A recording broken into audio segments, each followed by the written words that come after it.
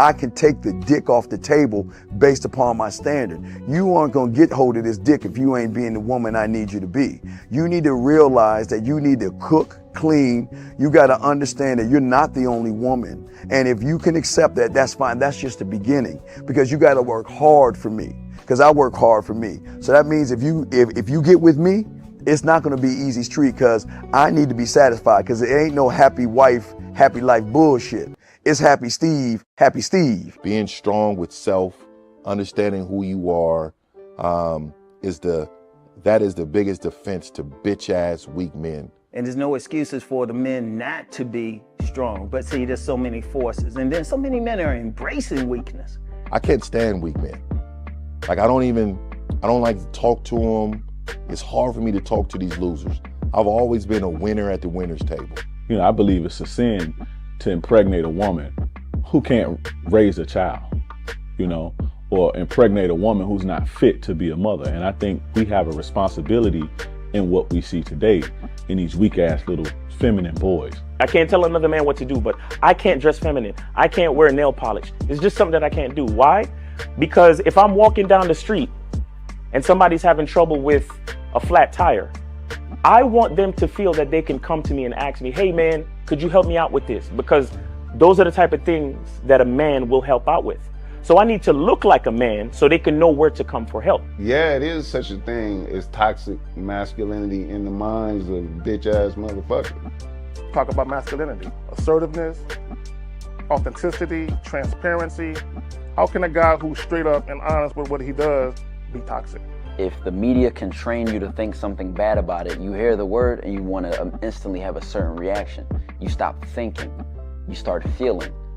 And when people learn to think and feel and not think through their feelings, that's when they can evaluate a person holistically.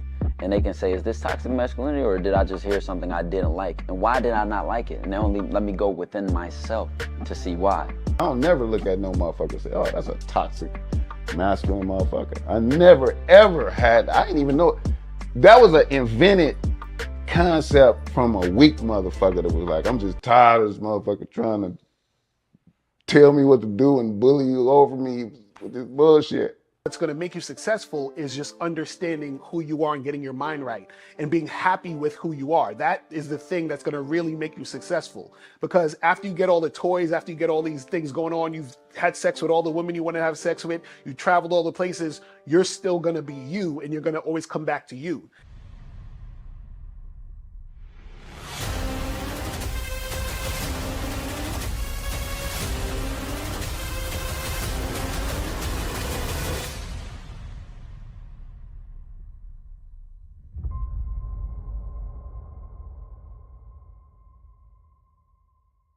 Why do I do this? Why are we even doing this documentary?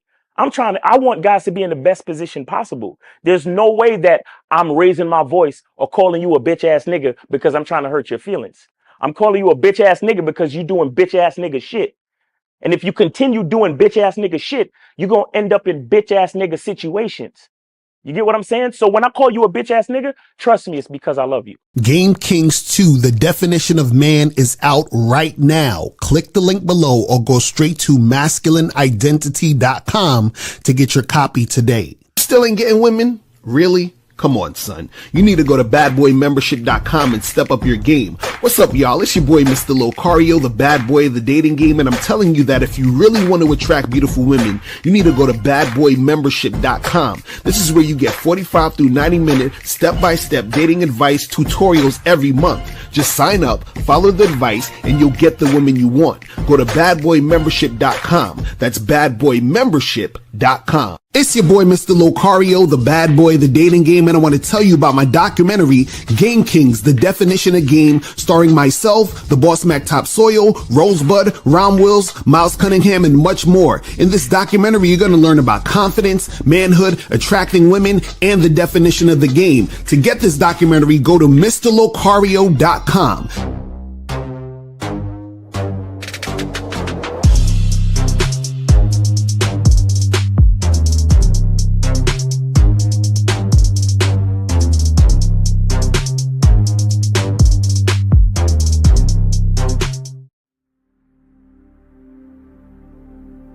Some people think you need a sports car to get what you want.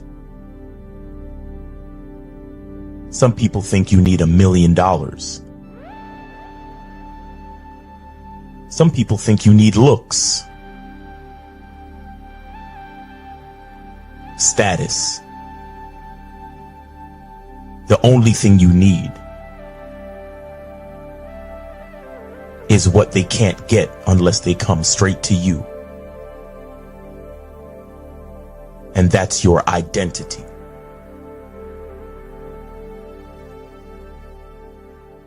Join the Masculine Identity membership today.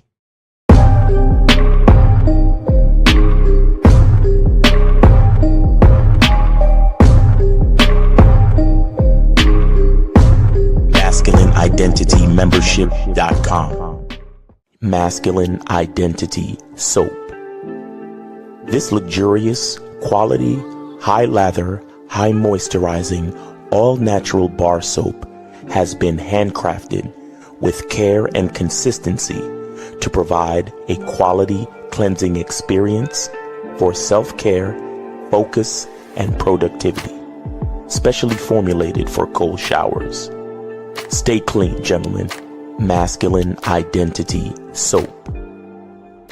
Click the links below to get private one-on-one coaching sessions with Mr. Locario or Miles Cunningham to step up your game. These coaching sessions are designed to help you with your specific needs in the dating game. So make sure you click the links below right now so that you can step up your game today.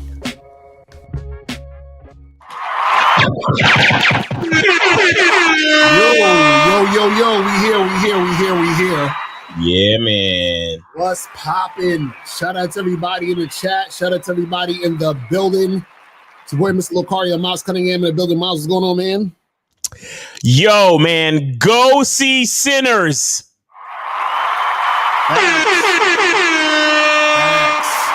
Now, I can't say nothing about it because Locario said he don't want me to spoil it for. Yeah, I'm going to see it on Sunday with April. We're going to see that shit on Sunday. So. Now, look, I ain't gonna sit here and tell you it's the best movie in the world, but it's a good movie. Shout out to what's his name, Ryan Coogler. Yeah. Mm-hmm. Yeah. Shout out to the director Ryan Coogler. Shout out to Michael B. Jordan. You know, they did a good job. They did a good job. It was a good, like, it was a solid good time. Like, you know what I'm saying? Like, you know, I have no complaints. It was a good movie. You know what's messed up?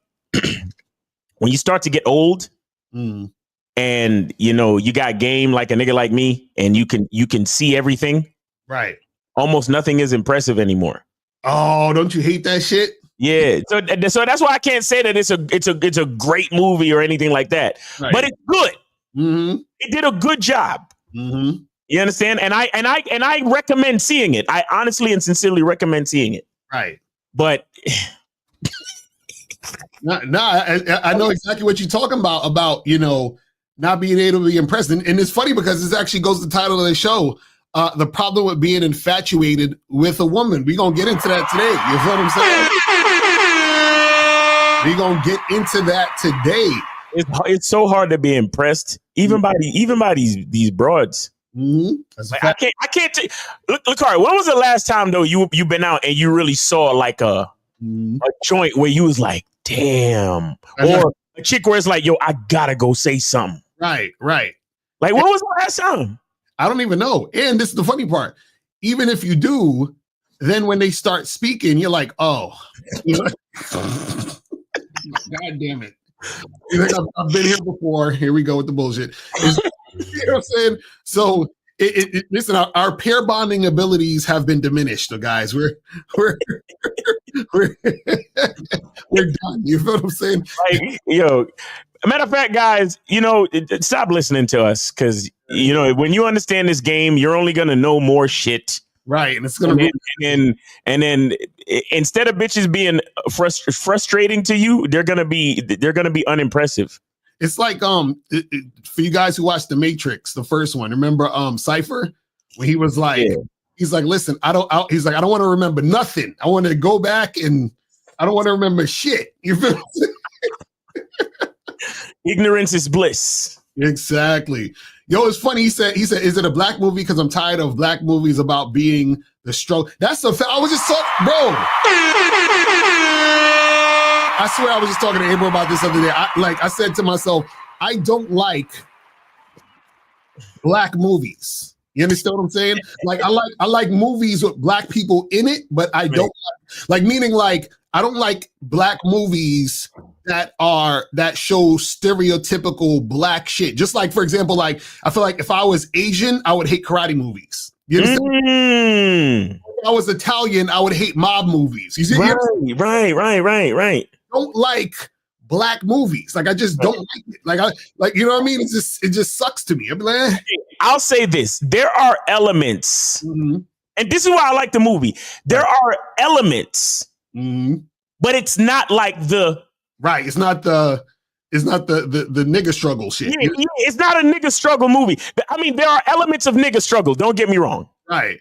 So when you go see it, don't be like, yo, Miles was lying, man. He said, run. No, there's still elements of nigga struggle, right? Because it's actually a period piece. So you gonna catch that regardless.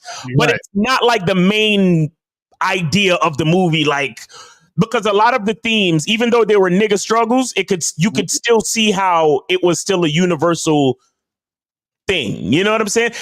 Right, they did a good job. Trust me. Go see the movie. They did a good job. It's not a nigga struggle movie. It's not a slave movie. It's a good movie. It's a good movie. Oh, Unique 79 say he's Italian and he loves mob movies. Let me find out Unique 79 in the mob. He's gonna be forget about it. Hey, pounds is heavy, mate.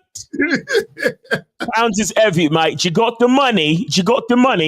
Let me find out Unique 79 gonna be in the next Snatch movie or some shit.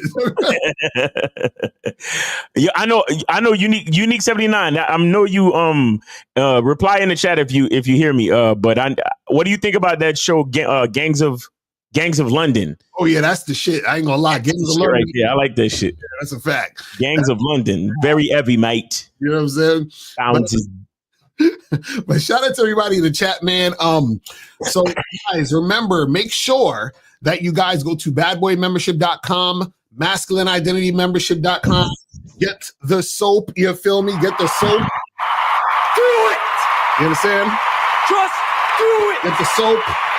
Go to masculineidentity.com, and also, guys, go to shoplocario.com so you guys can get your online dating consultations, and you can get the books, audio programs, and video programs on shoplocario.com. So make sure you guys get that cracking. So today, guys, we're talking about the problem with being infatuated with a woman. And guys, if you want to call in, the call-in number is 919-647-9392, 919-647-9392. Make sure you donate before you call up. And if you have a question, put a Q in the chat. We'll get to it at the end. So today's title, we're talking about the problem with being infatuated with women, right? And before we get into that, I want to show you guys real quick about what's the definition of infatuated, so we're all on the same page here. So, infatuation, an intense but short-lived passion or admiration for someone or something. You feel what I'm saying? Yeah. Now, I'm sure you guys can see the problem already. You know what I'm saying? So the reason why it's a problem when you guys are infatuated with a woman, and what happens is usually this is happening when you first meet a woman. This is a woman you just started seeing. You went on a date or two or whatever. You might have smashed her one time and everything like that. And you're extremely infatuated with this woman. You have this desire, this feeling, this intense, passion for her. You can't stop thinking about her. You're fantasizing about her. You know, you want to see her again. You know, you're looking at your phone every 2 seconds, hoping that text messages coming from her, all that other goofy shit, right? Now, the problem with this is that when you are infatuated with a woman, what you're doing is that you're projecting a particular fantasy on that woman. And then when you project that fantasy on her, then you're not able to see clearly what's actually going on in the situation. So, for example, you might think the girl is really hot. And so therefore, because she's hot, you're like, oh man, this is the type of girl I would want to be my girlfriend. And then you're looking at all of the aspects of her that you think are positive, and those are blowing up. You understand? So let's say she's just, being very cordial and nice. So now, because she's being cordial and nice, you're like, oh my God, she's so cool. She's so down to earth, all these other things, right? Let's say she shows up on a date to see you. You're like, oh, wow, she must really like me because, this is our second time meeting and she showed up and, she's looking really good today and she's just being real nice. So you start to project all of this stuff onto her. And then you put her on a pedestal and you're elevating that woman based on this fantasy you have of her in your head because you're infatuated. You see what I'm saying? And what you got to understand is that when you do that, you're making the game about women. You understand? You're not focusing on you and focusing on your program, focusing on how you do things. And so you're caught up in the woman, you're caught up in her beauty, you're caught up in the feelings that you're feeling about her, you're caught up in all these things. And so you're not able to really pay attention to what's important. And what's important is this girl following your lead? Is this girl going with your program? Is this girl actually being consistent is she cooperating on a consistent basis, right? So a lot of times what happens is when you're infatuated, you're in your feelings. You understand what I'm saying? And so because you're in your feelings, then you can accurately, right, assess what's really going on. Do you see what I'm saying? And when you can't accurately assess what's going on, then this is where you make mistakes and this is where you let your feelings guide you, right? Also, what happens is that the reason why you're infatuated with women is because you don't have experience or enough experience dealing with women. Because what happens is when you have enough experience dealing with women, it's damn near impossible to be infatuated with a woman. I'm gonna say it again. When you guys have more experience with a woman, understand that it is going to be damn near impossible for you to be infatuated with a woman. Why? Because in order for you to be infatuated with a woman, you have to be somewhat ignorant. You have to be somewhat naive. Now, when you have game, that ignorance and you being naive goes away. Just like we was talking about earlier, where it's hard to impress when you know too much, when you've experienced too much, right? So the fact that you're infatuated says something about your level of game. You understand what I'm saying? So when you are at a level of game where you don't really have enough experience dealing with women on a consistent basis, this is what causes you to get infatuated, and this is what causes you to make mistakes. Because as soon as you're infatuated, you are now moving based on emotion. You're not stepping back and looking at shit from a logical perspective. Now, check this out. There's nothing wrong with, being attracted to the woman. Nothing wrong with feeling like, yo, this is a cool chick. I want to see where this goes and make shit happen. But at the same time, you still need to make sure that you are staying focused on what you actually need to do in the situation. And the thing that you need to stay focused on is, what is my agenda? What is my program? Which direction am I going in? And is this woman following me? Is this woman actually doing those things? Because a lot of you guys, what's going to happen is you're going to get caught up in the beauty, right? Because it's new, you're getting caught up in the newness of the situation, right? Because, you don't have that much experience dealing with women, that woman can basically give you a sort of image that you're gonna grab onto and hold on to. Do you see what I'm saying? So Jeremy said he was trying to call in. Hold on, I think Miles has stepped away, so he probably he has his stuff on mute. Let me put my try to call into my number real quick. Oh, okay, Miles is back. I think somebody said he was trying to call in, but they didn't get to call in and shit. Oh, you're on mute. Are you on mute? Guess what this is? Oh shit, what's that? Is that the perfume? Yes, sir. Not perfume. Masculine identity eau de parfum, man. What you talking about? Hold on, show him on the screen. Show him on the screen. So he got the bottles is crazy. That shit looks crazy. But this is just the bottles that it was transported in. I'm a transfer it to the sample bottles when I'm when I and then this is the masculine identity sport because I got two. So guys, the shit is here. So y'all better start ordering and shit. And look at my delivery person. He's stupid.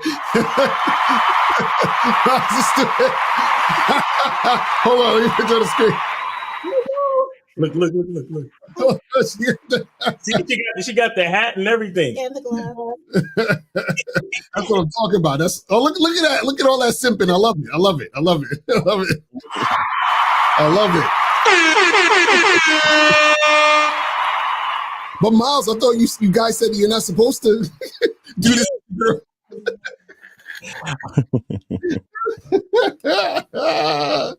That's what's up, man. So guys, make sure y'all pay attention. We about to come out with that shit, so you guys are to get that shit cracking. You feel what I'm saying? And it smelled crazier in a more concentrated like form. Like, it's ridiculous.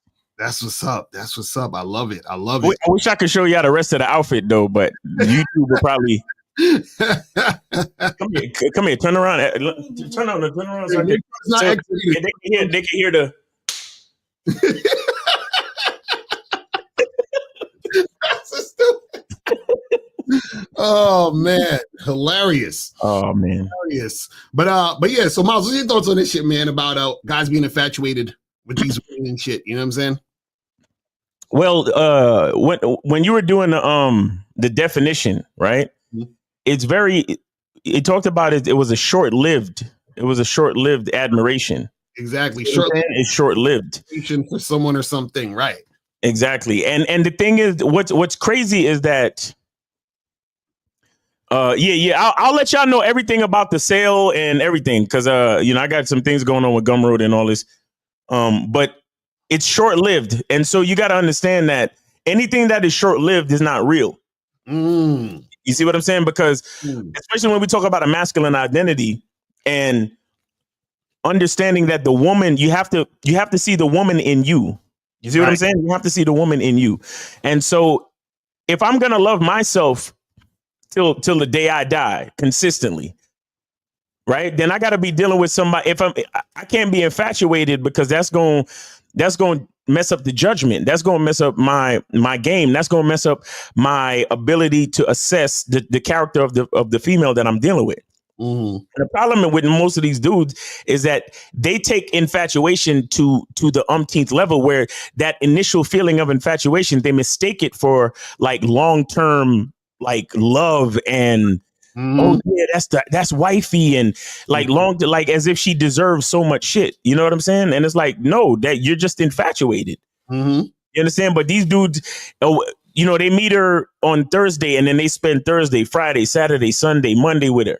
Mm-hmm. And then they lose their mind. And so again, it's like a lot of this shit don't make any sense, because it takes them away from their judgment. And then with the infatuation, the short-lived part of it, then they don't get the chance to go through the vetting process. Right. They don't get the chance to actually assess the character of the female.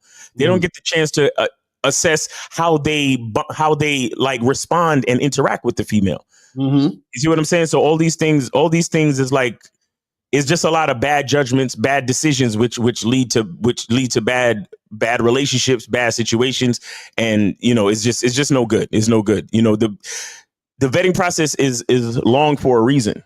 Mm-hmm. You understand? Like, how many of these celebrities do we see go through this bullshit because they meet a woman and they get married after a month or 2 to 3 months? Mm-hmm. See what I'm saying? It's ridiculous. No, that's a fact. And guys, call in. The calling number is 919-647-9392, 939-2. The phone lines are on. The phone lines are on. Phone lines are on. So I know Jeremy is trying to call in. So the phone lines are on. If you have a question, put a Q in the chat. We'll get to your question. And so this is the thing, guys. You got to understand, man, that the more experience you have, the less infatuated you're going to be with women. And the less infatuated you're going to be with women, the better you're going to be at making decisions when it comes to dealing with women. You understand what I'm saying? Because the problem is that you have a lot of guys out here who, unfortunately, you guys, because you don't have experience, it's easy for you to get caught up in a woman's looks. It's easy for you to get caught up when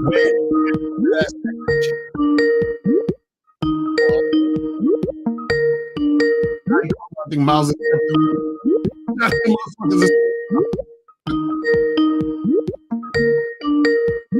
All right, hold on. Yeah, you're gonna have to wait till Miles comes back on a joint so that you guys can call up, and he's like going back and forth with the perfumes and shit. You feel what I'm saying? But while we're waiting for Miles to come back, You feel what I'm saying? Let me see what some of these questions are saying. I got the caller. We got it. It's 786. You're on live, Locario Mouse. Yo, what's up, Locario? What's up, Miles? Jerry, man. Donate through PayPal. All right. How old are you? I'm 20 years old. 20? All right, go ahead, bro. No, 28, 28. Oh, 28. All right, go ahead. Yeah. No, basically, I was calling y'all, man, because I really wanna thank y'all for all the help that y'all been giving me. I've been seeing y'all for like at least 2 years and a half. And man, I tell you, I just joined the bad membership this month, man. Y'all been really helping me out, man, like with everything. I remember I called like, I think it was 2 years ago. Y'all two helped me out with a situation I had. And man, it's like, what I like about y'all, man, is that y'all try to be the most logical y'all can be. You know what I mean? Like the stuff that y'all really say, it's like y'all really think it through and y'all say it. And it's like, it's hard to debate it, man, because like 96, 97% y'all always right. I mean, in my opinion, you know what I mean? So it's like, I agree with a lot of stuff that y'all say, you know, the lifestyle that y'all live and, you know, a lot of things that y'all try to do, man. And most of the stuff that y'all say, I try to teach it to a lot of dudes that, you know, I hang around with and I work with, stuff like that. And, you know, sometimes the dudes are hard-headed and they're not going to listen to stuff like that. So I let them be them. You know, and also I want to really thank y'all too, Miles and Locario, man, for helping me, man, like really stop tricking. You know, I was tricking for like 4 years on and off. And man, like every time when I started really listening to y'all, I really like stopped, you know, like it started deducing down the times I'll trick like in the year and the months, man, you know what I mean? So it's like I see the self-respect that I really am right now, man, and I really want to thank y'all too, man, you know what I mean? Like y'all really beast. I also want to thank the K-Zaggin or Mr. 1950, Steve the Dean, man, because y'all really help a lot of young men, old men too in general, man. And it's like, man, that whole tricky shit was whack. That's what's up, man. Well, we appreciate you tuning in, and we're glad that you're putting in that work. You feel what I'm saying? So that's what it's about. You know what I mean? That's what it's about. Yeah, I'm trying to, you know, still put in work, you know what I mean? Because, you know, I got my chick and stuff like that. But, you know, thanks to you also, Locario, we in an open situation now, too. All right. You know, I'm polygamous, so, yeah, I try to put in work, man, you know what I mean? So, man, I really want to thank y'all, man. God bless all of y'all, bro, for real. Peace. Hey, man, appreciate you, brother. All right.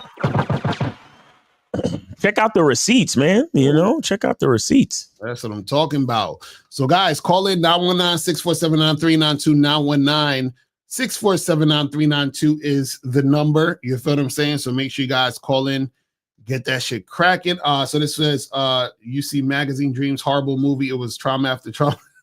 I didn't even see that. I want to see that, but I haven't seen it. But, you know, I haven't seen that shit. So this is, why do you tell us to approach women but won't tell us what you say to get them?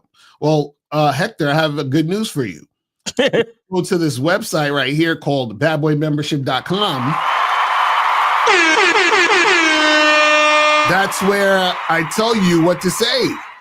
You understand what I'm saying? Here's what I try to tell you guys. You guys, listen, y'all guys got to understand the game is to be sold. You understand what I'm saying? Y'all got to invest in yourself so that you can get out of the game. Facts. You know what I'm saying?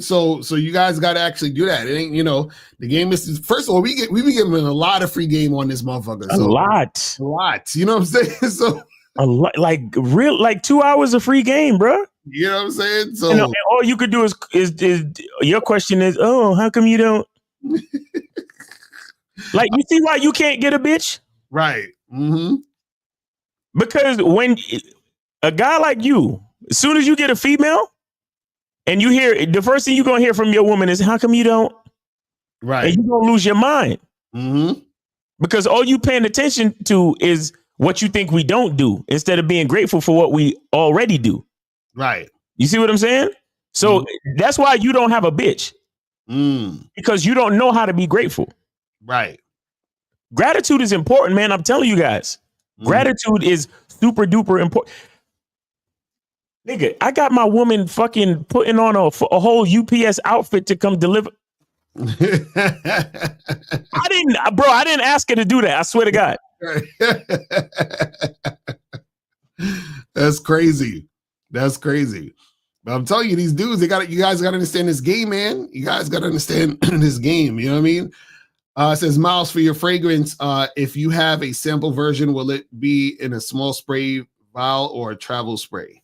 It'll be in a travel spray. It'll be in the travel. So that's what I'm gonna do first. I'm gonna put it out in a travel spray version, so you guys can get a feel of it. So I can, and I'm also gonna have you guys like fill out, like a questionnaire, so I can really get some good feedback on it, just in case I got to make any tweaks. But other than that, yeah, the first release is going to be in a travel spray bottle. And so it'll be way more than a sample spray, and you guys can sit with it, smell it, wear it out on dates and see how it goes down. You know what I'm saying? And then we get your feedback. Right. But it's coming soon because I don't know why, but Gumroad stopped doing physical products. Oh, word? I didn't even know. That's crazy. I mean, not that y'all need to know this, but right. For anybody who might be using Gumroad, they stopped doing physical products. So I'm looking into getting a whole new website for the soap, for the shea butter, and the fragrance. So just stay tuned, guys. It's coming up. It's because these fools is not sending their shit probably or whatever. Yeah. But anyway, so guys, call in 919-647-9392, 919-647-9392. If you have a question, put a Q in the chat and we will get to your question. So guys, call up and let's make this happen. So guys, you got to also understand about being infatuated is that when you're infatuated, right, that's more of a feminine type of energy. Oh, yeah, that's another thing. Facts. Because what women do is they project their fantasy onto a man. You understand? They project what they want to happen or what they feel should happen based on how they feel in the moment when it comes to dealing with a man. You see what I'm saying? And so the thing is that if you're doing that with women, right, then you're messing up. Because remember, if a woman likes you, she's going to be on her, best behavior. You understand what I'm saying? At the beginning, this is why you're looking for consistent cooperation. Not just a woman cooperating now. You want consistent cooperation over time, because consistent cooperation over time is going to show you, okay, this woman is actually doing this, on a consistent basis, right? But when you're infatuated, what you do is that you take one thing she does and then you make it, you blow it up. You understand? Mm-hmm.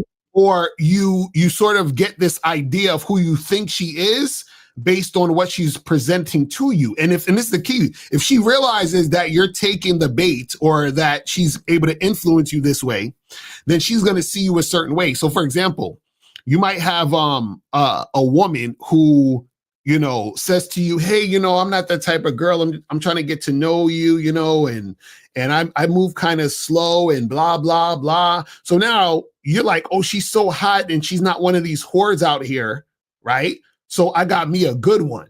You see what I'm saying? So right. Now you're fooled into thinking that because you're being presented this and you think this because you don't have experience. You see what I'm saying? And see, what you guys have to understand is this is why a lot of women, and you might see this on TikTok and everything, you have a lot of women nowadays talking about, I want a guy who's a simp. I want a guy who's gonna simp for me and blah, blah, blah. Because what women understand is that when you're not a simp and you have game, a woman has to work harder to actually get your attention and for you to give a fuck in some form or fashion. Are a simp, they don't, because you're infatuated. You see what I'm saying? Because infatuation is going to cause you to simp.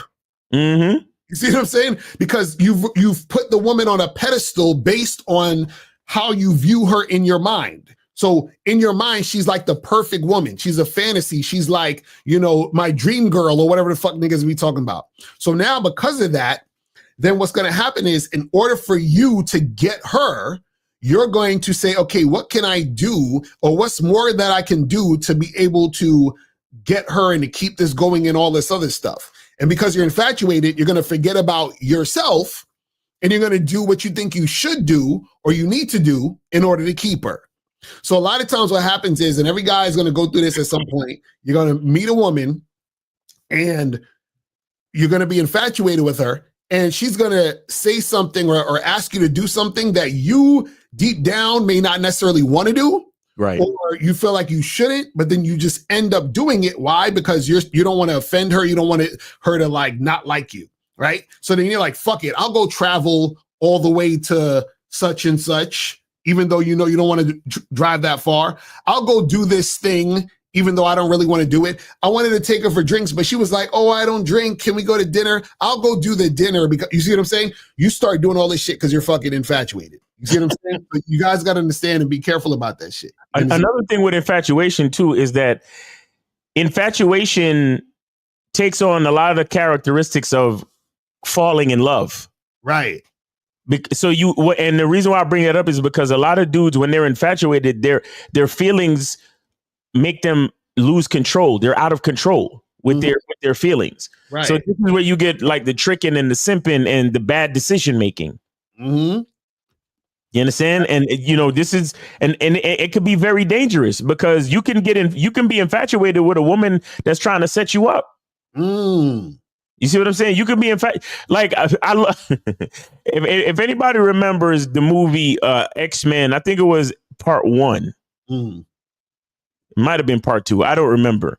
But it was the one where Magneto was locked up. Right. And the fucking security guard nigga was in the bar and Mystique disguised herself as like some hot blonde bitch. Mm-hmm. And started like flirting with him heavy and was like, yo, let's go in the bathroom. Right. And she fucking knocked his ass out and injected him with with like liquid metal. Mm-hmm. And then when he came to work, because he was a guard for Magneto's prison. Right. And X2, yeah, Dixon says X2. He was a guard for Magneto's prison. And when Magneto sensed the extra metal in his blood or whatever, he was able to pull the blood out of his body and escape the prison. Right. You see what I'm saying? It was a dope scene from a movie, by the way. But the reason why that was possible was because this nigga saw this chicken was infatuated and followed her lead into the bathroom. Right. You see what I'm saying? Like, there's no way me and a woman is going into the bathroom unless I say we're going into the bathroom. Mm-hmm. You know, and this is why a woman, this is why you got to take the lead. This is why you have to be responsible, because you can, like, women be setting, these bitches be setting niggas up left and right. Like, think about Cardi B. Think about these chicks in Miami. They be drugging these niggas, going to their condos, taking their shit. Like, right. It's not cool, man. You got to be careful out here. Right. Also, you got to understand the average woman has more game and more experience than an average man. You understand? And so this is why a woman could, get over on you, because the average man doesn't have the experience. And therefore, when you're infatuated with her, then it's easy for her to take advantage of you. You understand? Because, see, you got to understand, a woman knows when she has a dude that, is a sucker, right? So she know that she look a certain way, so that she has experience with guys bent over backwards, doing a bunch of shit because of the way she looks, right? And then therefore, when you fall into that same frame of mind as those other guys, she knows that you're like that. And then so all she has to do is play the role that she's already played before to get what she wants. Exactly.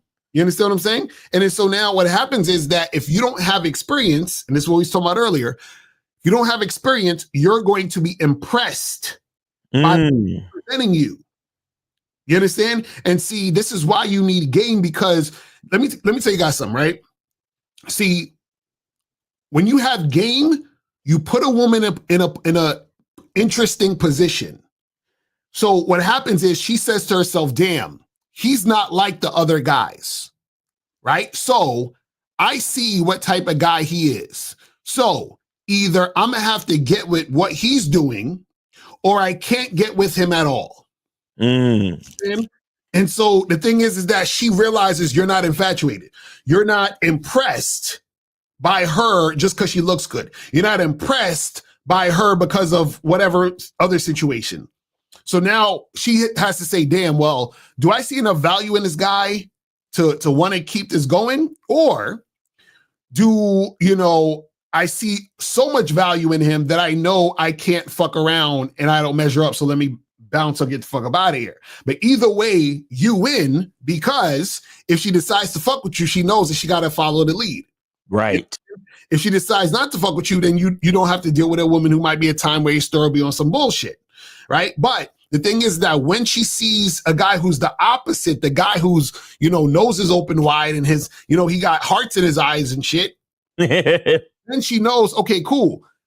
This guy, I can sort of, get him to do whatever I need him to do. Because you got to ask yourself this question, guys. Why do you think women are so comfortable, right? Giving you resistance?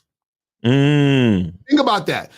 Why do you think women are so comfortable giving you resistance and most guys are uncomfortable leading? You see, because most guys are uncomfortable leading because most guys don't know how to lead because they're used to being led by women. Most women are comfortable giving resistance because they're comfortable leading men. Do you see what I'm saying? So what happens is that they're comfortable with giving resistance because when they give resistance, guys fall in line because the guys are infatuated. Right.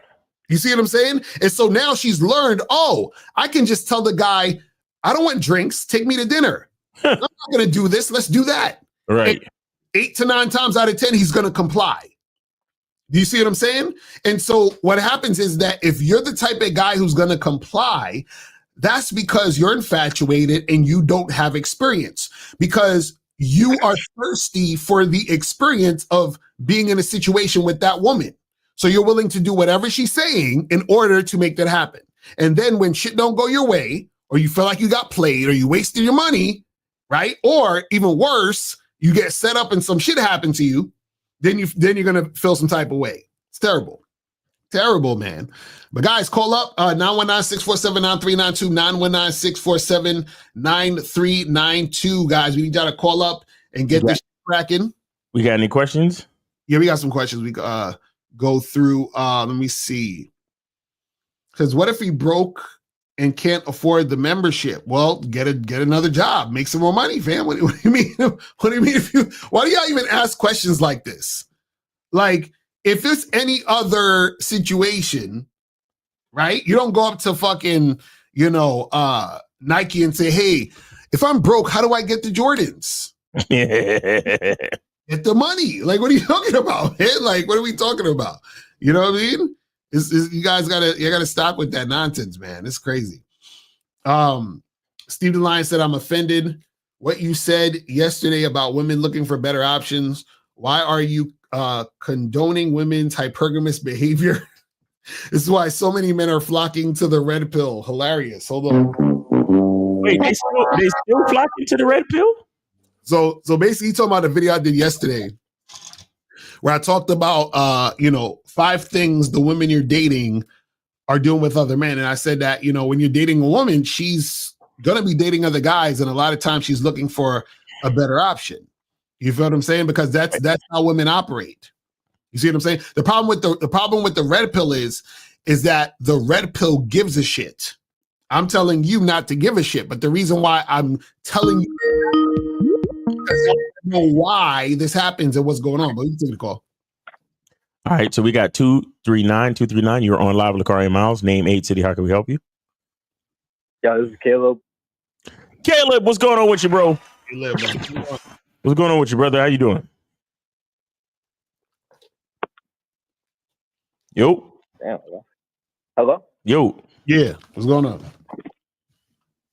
All right, you can hear me? Yep. Yes, sir. We got you. Go ahead, man.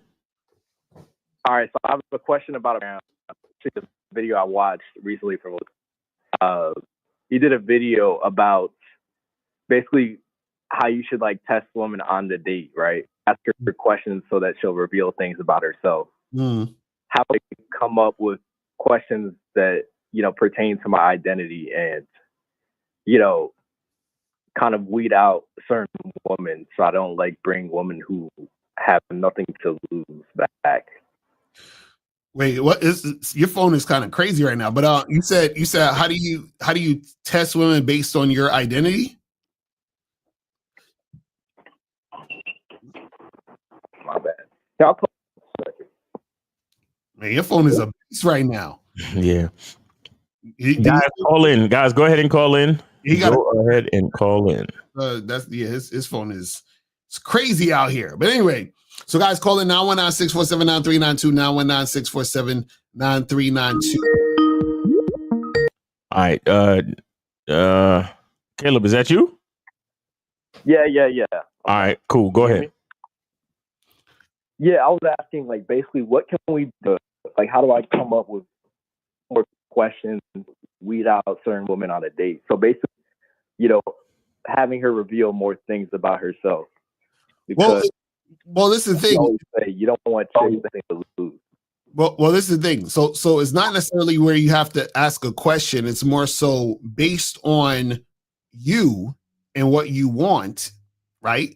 And what you're interested in, making happen. That's how you go about the situation, right? So the thing is, you have to figure out what you want, and then the interaction and conversation should be based on that, so that she can reveal herself to you. So for example, if you're saying, well, I want a chick who is, gonna be sexually attracted to me, you know what I'm saying? And I want to see if this is happening now, then what you do is you're flirting with her to see if she's flirting back. You see what I'm saying? So if she's flirting back, okay, cool. So now she's showing through her actions that she is sexually attracted because she's flirting back in the situation. If she wasn't flirting back, then that shows you that she's not sexually attracted like that. So therefore, she's not doing what you want. So you weed her out and you be like, all right, let me end this date here so I don't waste any more time. You see what I'm saying?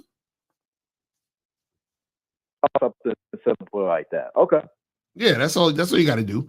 You just got to figure out what you're looking for in the situation, and then create, scenarios, talking points or whatever, conversation threads about that thing so that she can respond in that way. Do you see what I'm saying? All right, dope. I appreciate you picking up my call. Miles with the new perfume. I'm going to get that. Yes, sir. Yeah, I'll let you know when it's available, man. But I want to say this to you too.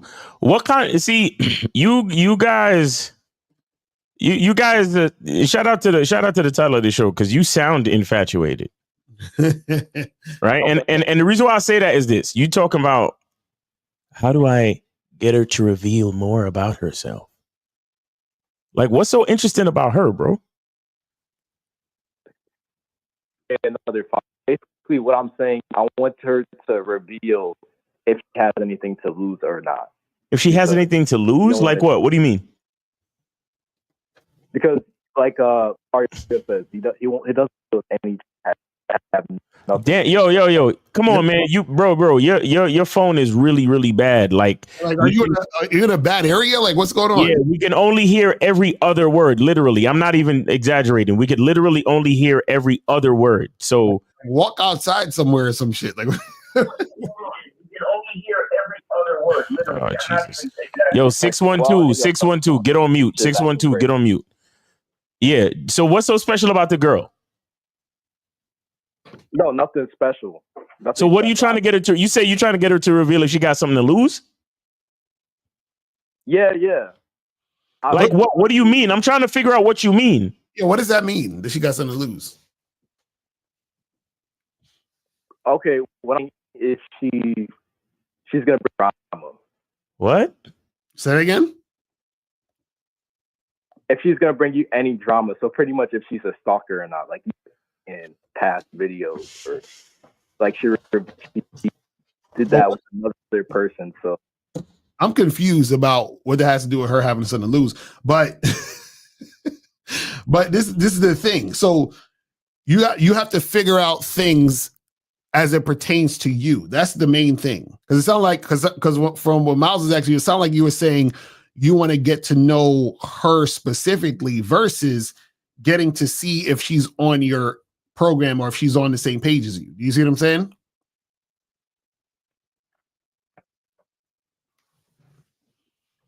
All right, well, I appreciate it. I'm going to donate another $5. I appreciate the lesson. All right. If you want to donate another $5, that's cool. Or if you want to call in, right? Pick a better spot where you get some better reception, because it's really bad. Yeah, all right, kind of crazy today. All right. Let me see. Appreciate it. All right, bro. Talk to you soon. 609. You are on live with Locario Miles. Name, age, city. How can we help you? 609. Hey, what's up, y'all? It's Rudy. 24. Rudy, Jersey. what's going on with your brother? How's it going? All right. Hey, man, chilling, man. Just vacationing in LA right now, man. Oh, You nice, know how nice. that go. How's the weather out there? Oh, when I came here earlier today, it was a little breezy, but now it's like it's getting hot. It's actually hitting LA weather. But shit is Okay. really expensive out here. I didn't realize shit to be so much when I came out here. Right. Yeah, man. Yeah. LA ain't no joke, man. But what's your question? What's going on with you? Yeah, I donated. By the way, I donated 10 to you, Miles in the game. Okay. You know. Appreciate it. Thank you.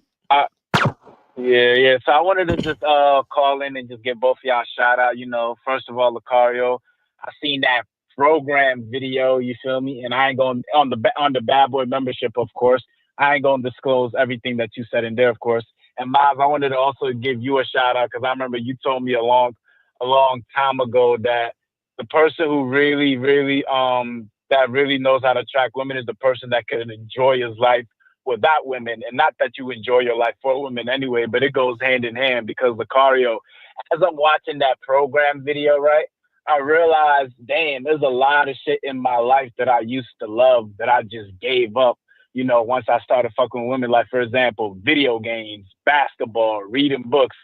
All those shits used to bring joy to my heart, and I used to love them shits.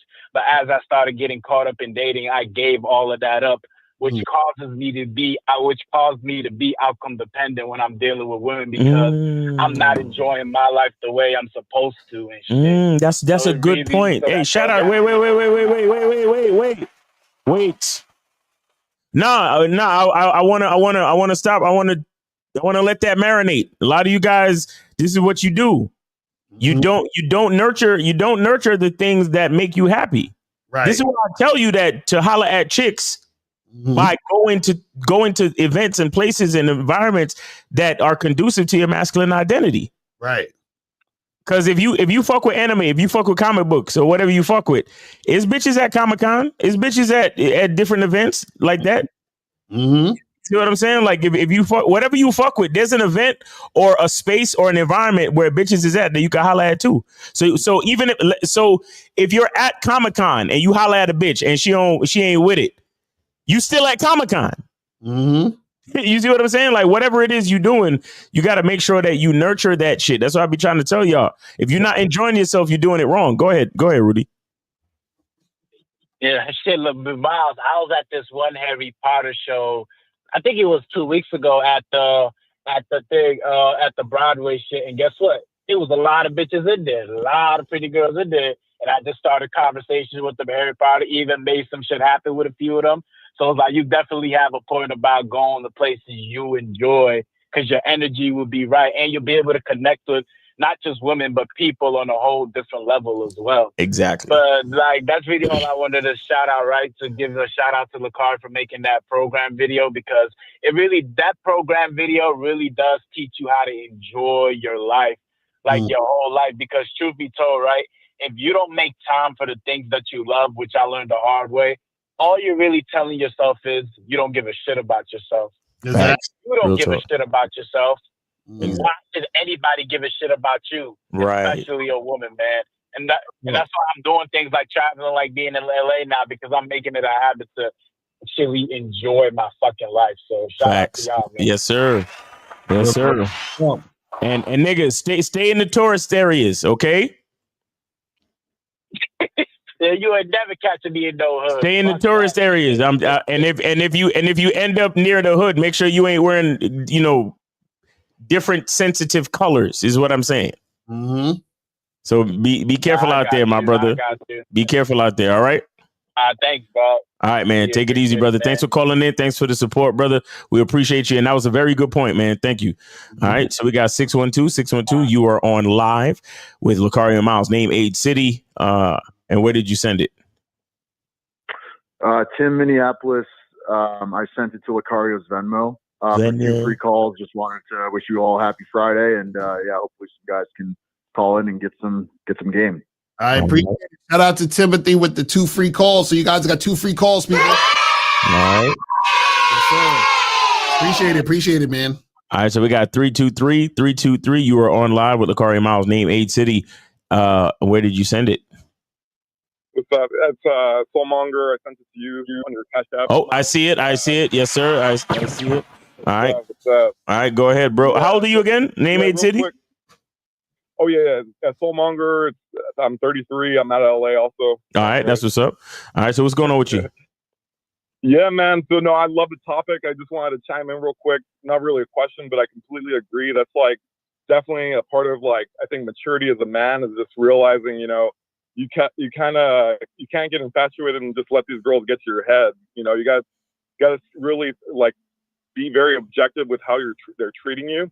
Mm. Just this past Tuesday, I was like out with this chick that I've been seeing for a while. We've been sleeping together. We've been dating, but we went out to the show. She leaves me and says, "Hey, I'll be right back." She just goes with her girlfriends, even for just 5 minutes. She went to the VIP. And she didn't ask me like, "Hey, is it okay if I go?" She didn't try to take me with her or anything.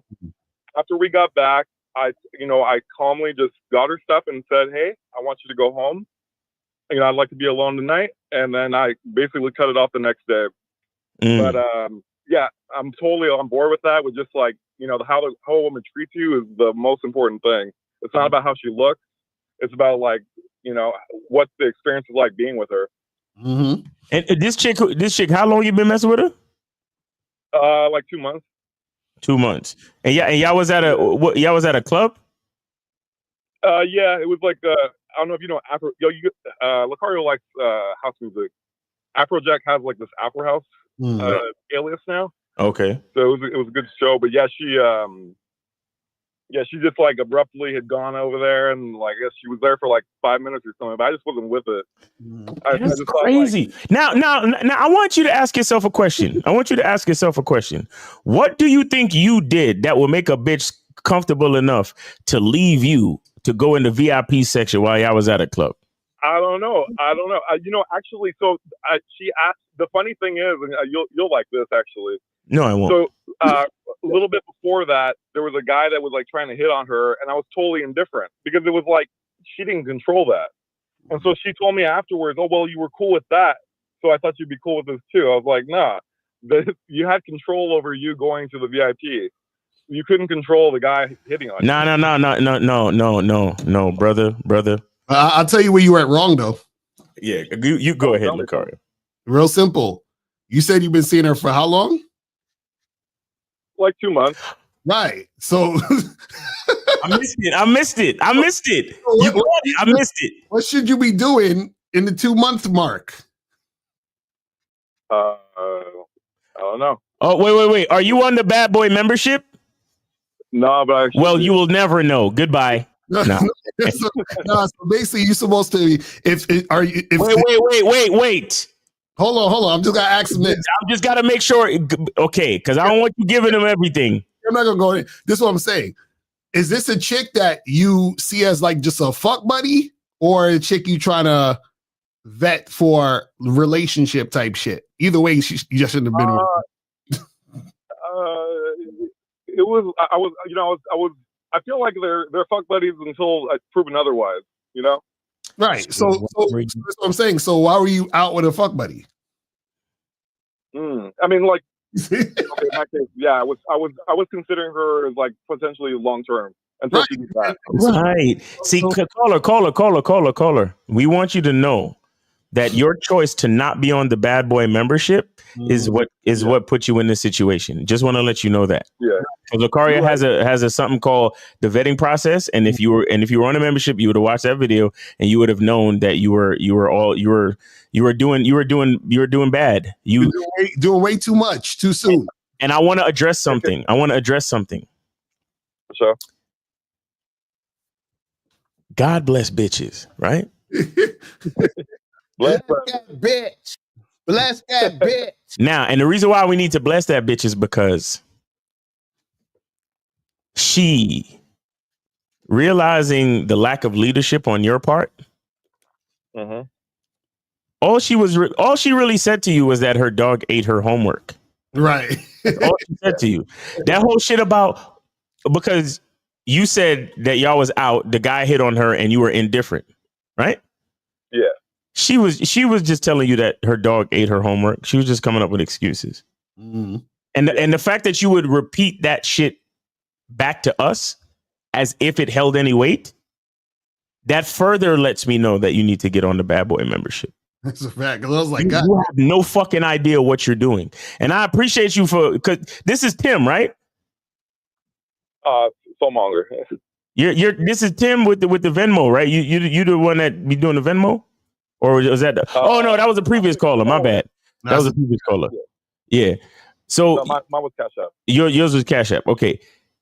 And I only bring that up to say I appreciate you calling up the show, right? But guys, this is why, you can listen to the show and get tidbits here and there. But look at the situation that you put yourself in with a bitch that you've been fucking with for 2 months. And I bet you slacked off on hollering at other bitches in the last 2 months too, didn't you? No, not at all. Actually, that's why I was indifferent and like cool with just cutting her off because of that. If I didn't, then I would have been. Of course, if I would have been like cool with it, making excuses for it. That's kind of my point. I should have mentioned that. Right. So how many other chicks on the team right now? 2 other girls. Okay. When do you see them next? I'm seeing one of them tonight. And how long you been dealing with her? Been like 3 weeks. 3 weeks. So where y'all going tonight? We're going to this Arabic party. Oh man.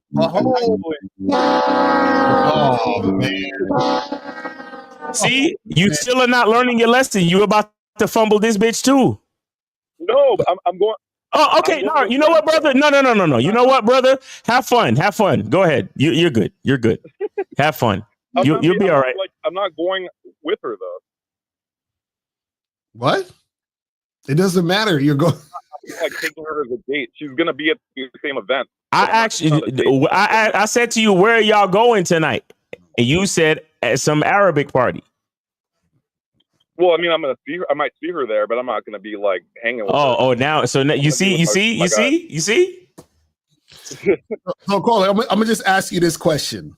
Because I'm gonna ask you, I don't want you to think about this, right? Yeah. If I hired you at my company, right? Yeah. This is the first time working there and all this other shit. And I say, hey, listen, I say, hey, I'm going to pay you $100,000 a month. You understand what I'm saying? Would you take that? Yeah, for sure. Right. Now let's say I give you the $100,000 a month, right? And you're there for, let's say, I don't know, 3 or 4 months, right? And you're making all this money, right? And let's say you come in late, right? Because you're used to making this money. But I'm like, hey, whatever, it's no big deal, right? Are you going to get better with time? Meaning, are you going to start coming in on time? Or you just say, you know what, fuck it, I'll just come in late. It don't make a difference. I'm still here. Which one would you do? I would for sure start coming in on time, not have it happen again. No, you wouldn't do that because you're still getting paid whether you come in on time or not. Yes. I guess if that's not going to affect the job, then I guess it wouldn't really matter. Right, and that's what I'm saying. So what I'm saying is, when you deal with women, what happens is that when you give a woman too much too soon, right, she starts acting funny because she's able to get a lot of value without proving she's worth the value. And that's what you're doing right now. So right now, the reason why you're getting this like weird energy from them, like the girl that just went off with her friends and a VIP and all this other stuff, was because you guys just started seeing each other and you're giving her a lot of time and attention and energy that she didn't earn. You're right. You know what I'm saying? Right. So that's why you're going to, and what we're saying is this new woman, you're going to do the same thing with her. And you're going to get that same type of energy. Unless I change my behavior. Yeah, you're right. Right. That's what we're saying. So that's why we keep giving you this bucket here. You know what I'm saying? Because we're trying to get you to understand that you're not vetting these women correctly, which means this is why you're going to keep getting this type of energy back in the situation. That's what we're saying. So we're saying is that, because this is the thing. This is why you got to get on the Bad Boy membership. Because what I say in the vetting process, and I'll just leave you with this, is for the first 3 months, right? It's basically should just be fucking. Okay. Okay. No, I'm on board, man. I'm on board. Get on that membership, man. That's what I'm saying, man. Why are you meeting this bitch at the party? Why are you meeting her at the party, brother? I haven't even hit her up about it. I know that she. So how do you know she gonna be there? Oh, because we met. Okay, we met at the last one. That's why she's like she's got like she'll be there. She's like she's got like 750,000 followers. So wait. So wait. This chick. Huh? Wait, this chick. So you went out with her before to another event? This is the second time you doing this? No. All right. I met her at the last party. Okay, so you met her at the party. The last event, the last Arabic event, which was like 3 weeks ago. Okay, how many times have you smashed? I haven't smashed yet. Oh, she's not. You took her on a date? All right, I gotta get on the membership. Oh my God! Yo, wait. So you met her at the Arabic party. You took her on a date, and you go into the Arabic party. You might see her again, but you haven't smashed. No, but I'm not gonna. And then when but when I asked you the girls you got on the team, you said that this girl was on the team, but you ain't smashed. So how was she on the team? Right. Why you niggas be lying, bro? What the fuck y'all niggas be lying? Yo, that's crazy. I mean, I'm starting to see her, but yeah. Oh my God. You know what? Let me shut up because because then I'm gonna say something. Oh, y'all be belittling the callers and y'all be disrespecting the callers. I mean, that's how you drive. That's how you drive the message home. See, because caller, what you're basically you're her fan. That's why she got you coming to her events and taking her out for nothing. Yeah, you're just real quick. I just want to see how far the rabbit hole goes. I want to see how much you hate yourself. Where did you take her when y'all went out on that date? Get some sushi. You fed her? You fed them? You took her to where? Sushi. Oh, you took her. Exotic food that you got to eat with chopsticks. Right. You took her to, bro. I could have, at least if you said, man, I took that bitch to get a burger and some fries, I could have at least been like, well, I went to go to McDonald's or get a slice of pizza. You took her to sushi. Wait. Was it? Wait. Was it a full-fledged sushi place where there's a guy with a fucking hat making the sushi behind the glass case? Nah. Don't front now, nigga. Don't front now. Wait. Okay. Let me ask you this. Did they give you? Were there chopsticks on the table when you sat down? There's always chopsticks on the table. Nah, bro. You. Wow. All right. Let me ask you another question. Yeah, let's go. Fuck it. How bad is she? How bad is the bitch from the Arabic party? How bad is she though? I won't lie. She bad, right? Wait, what's her Instagram? Yeah. She got 1 million followers. Give us an Instagram. She won't care, bro. She really won't care. What's the Instagram? I'm gonna get on the membership. No. What's the Instagram, brother? She won't care. She wants more followers. She don't care. Right. What's the Instagram? No. I appreciate it though. You guys be good. You guys definitely got my lesson learned. Come on, man. Me and Mouse trying to get off sushi. Love you guys. All right, appreciate it, brother. Thank you, man. Take it easy. Appreciate you, brother. Yo, you see, bro. You see how they be lying, bro? Come on, man. Got finessed and just became a follower. And she got free sushi up out this nigga. And he going to her event. Damn, like that bitch. Behold the ruthlessness of a bitch. Bless that bitch. Right, 734. You are on live with Locario Miles. Name, age, city. Where did you send it? Oh shit! I thought it was a free call left. My bad. Oh, okay. No. You got it. Where did you send it is just what I usually ask. But if you're using a free call, no problem. We got you. 734. Go ahead, and we got one free call left. Go ahead and use the free call. All right. Yeah. This is Jeremy from Michigan. Jamie, what's going on with you, bro? All right, go ahead with the free. Go ahead with the free call, brother. Go ahead. All right, I got a mission, then I got my question. I have to confess to y'all, you know what I'm saying? Locario likes to be right all the time. I thought he was wrong. I left some comments. Wait. We need to clear something up. Right. Locario don't like to be right all the time. Locario just is right all the time. What are you talking about? No. Wait. Stop.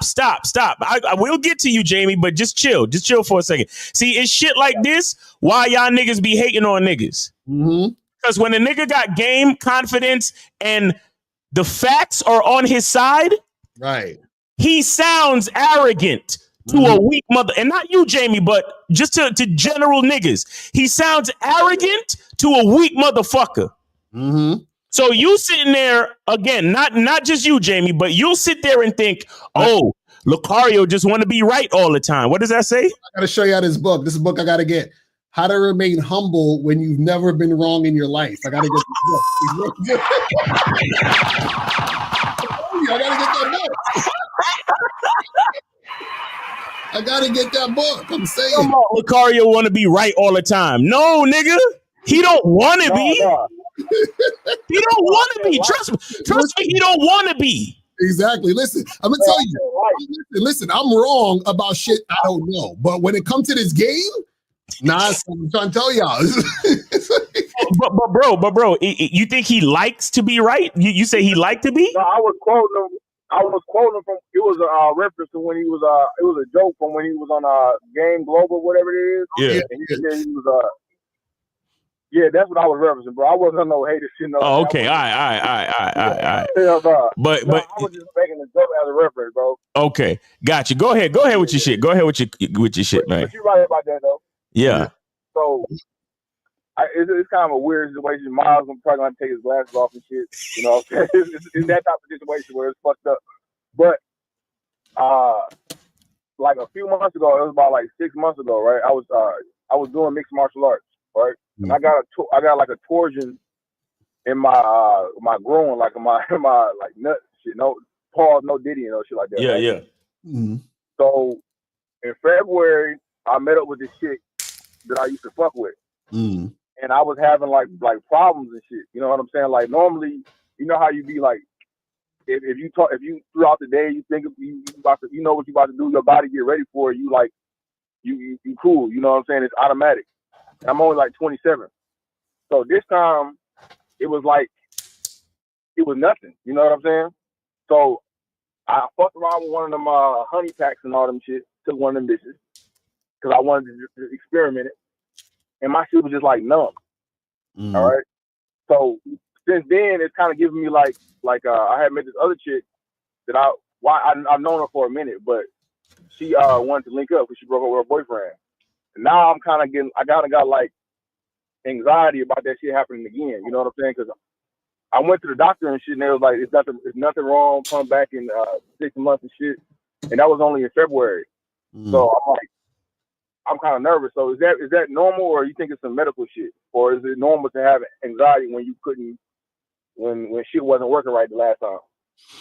No, well, the thing is, it depends, because sometimes it could be a medical thing, right? But other times it's just, you have anxiety or shit just don't work at that time. And especially, listen, if you're a motherfucker that fuck a lot, you understand, there's going to be times where your shit, it ain't going to be, you understand what I'm saying? It ain't going to be where it needs to be. You understand what I'm saying? So it just is what it is. Like, I've had that happen, a few times in my life where it's like, fuck, nothing I'm doing is making this work. You feel what I'm saying? And the thing is, it could be where, it could be a new chick, or it could even be chicks that you've been fucking, and just one day this shit ain't going, you know what I'm saying? It ain't doing what it need to do. You feel what I mean? Now, it could be a medical thing if it's something that consistently happens, and this has been happening for the last, 2-3 months, and no matter what you do, like you can't even jerk off and get your shit, popping or whatever. You understand what I'm saying? So the thing is don't worry about it, because sometimes it just is what it is. You understand what I'm saying? It just is what it is. Because back in the day, I used to feel some type of way, but now I'm like, hey, listen, if it ain't working, it ain't working. You understand? You take it up with God. Yeah, I can't do anything. Nigga said, take it up with God. You know what I mean? Here's the part where y'all gonna yell at me though. Mm-hmm. All right, because I know my mindset right now is kind of off with this shit. But the girl that I'm supposed to meet up with is like a bitch that I was kind of like, she had a boyfriend and I was fucking with other girls. I would kind of say shit to her, like what's up to her, and like smirk at her and shit like that. We have a little bit of banter and shit back and forth. But she texted me, she messaged me, was like, we broke up. And then she was asking me what I was doing, what my schedule was looking like. And I was like, I like to set everything up. I got this. I'm gonna handle it. Whenever I got time on my schedule, I'm gonna organize some shit we can get together.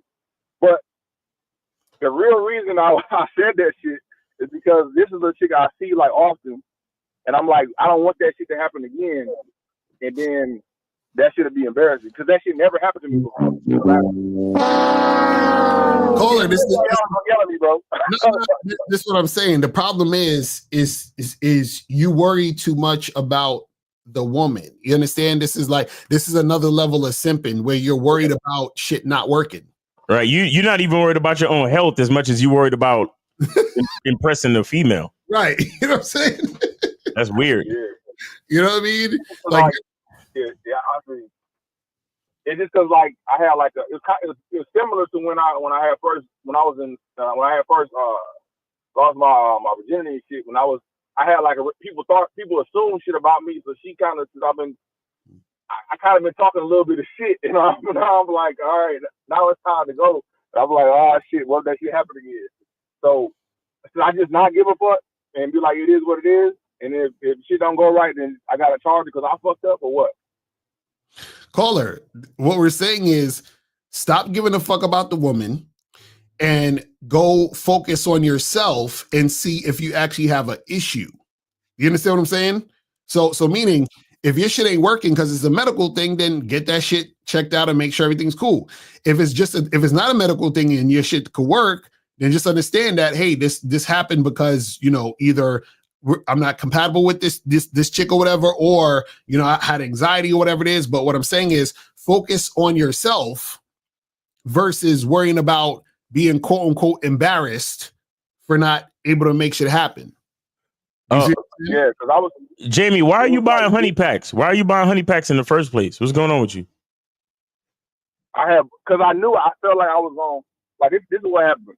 Before I was able, the chick before last, that was in like September, I was visually like attracted to her, right? Like I wanted to do it, but I was like, shit. I was kind of like, I took that shit just in case. Niggas was talking about this shit. Just in case. See? You see what I'm saying? See? Fucking No, bro. What are you doing? Why? Why are you doing that? Think about this. Imagine you go to the gym and you lift weights every day and you have great workouts. And then for whatever reason on your next workout, you say, let me shoot some steroids just in case. Right. What the fuck are we talking about, bro? Yo. Just in case? He's putting that pussy on a pedestal. He's like, I gotta make sure, Yo. Good. Yeah. I mean that bitch ain't even work. It really numbed me, bro. I ain't gonna lie to you, but you know what I'm saying. But so I ain't fuck with her no more. But I was just saying, like, it was like a mind thing. I don't know, because you said sometimes you're not compatible, but you still be attracted to the chick visually, but it's just something that don't feel right. Attraction don't got nothing to do with compatibility. You know what I'm saying?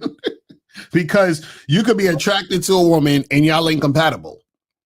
You understand? You could be physically attracted to her, you're not compatible. You could even be sexually attracted to her, you're not sexually compatible. Yo, I feel bad for y'all niggas with that ED shit, man. y'all young motherfuckers going with ED. Guys, listen. All right, most of y'all niggas ain't like me, so y'all can't watch porn and still survive because y'all minds are different. Your minds is on a different level. Stop watching porn. Get your cardio up drink water, eat healthy. What the fuck are y'all doing? Yeah. And stop trying to perform for these bitches. Because a lot of it is mental with y'all niggas, bro. Mm-hmm. A lot of it is mental. A lot of y'all be overthinking shit, first of all. Right. But stop trying to perform for the bitch. Mm-hmm. Just have fun. Like, I don't understand what's up with y'all. Like, why are you trying to perform for the bitch? Why? Because you want her to be a repeat customer? No, it's like I had been fucking with other chicks, right? And she had a boyfriend. So it was kind of like I had like a little bit of like a reputation. And now that I built the expectation up, kind of it's like, shit, whatever. What expectation? Like, you know how you talk shit, like how you flirt and talk shit with a chick and shit like that? It's like, Wait. You flirt and talk shit like what? What you telling her? You telling her that you long dick McGraw? Like you could fuck her for hours? What are you telling her? Nah. Some of her friends like know me that I used to fuck with her and shit like that. And they was repeat customers. But she was the one that like she had a boyfriend and I was really trying to fuck with her eventually. Like, I'm like yeah, that shit ain't gonna last too long. I'm gonna get her. And I was like, I wasn't even expecting shit to be that fast. Like she was just down like more than I would expect she would be. So now I'm like, damn, all this time I've been saying little shit, talking to her like, yeah, like just little shit like that. Oh, and then stop.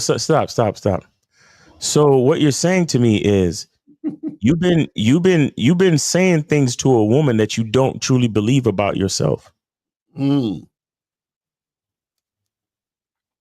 Correct? I mean, before this problem I did, but now it's like I don't know if this shit gonna happen again. So now I'm like, before when did you all right, when did you realize the problem? In February.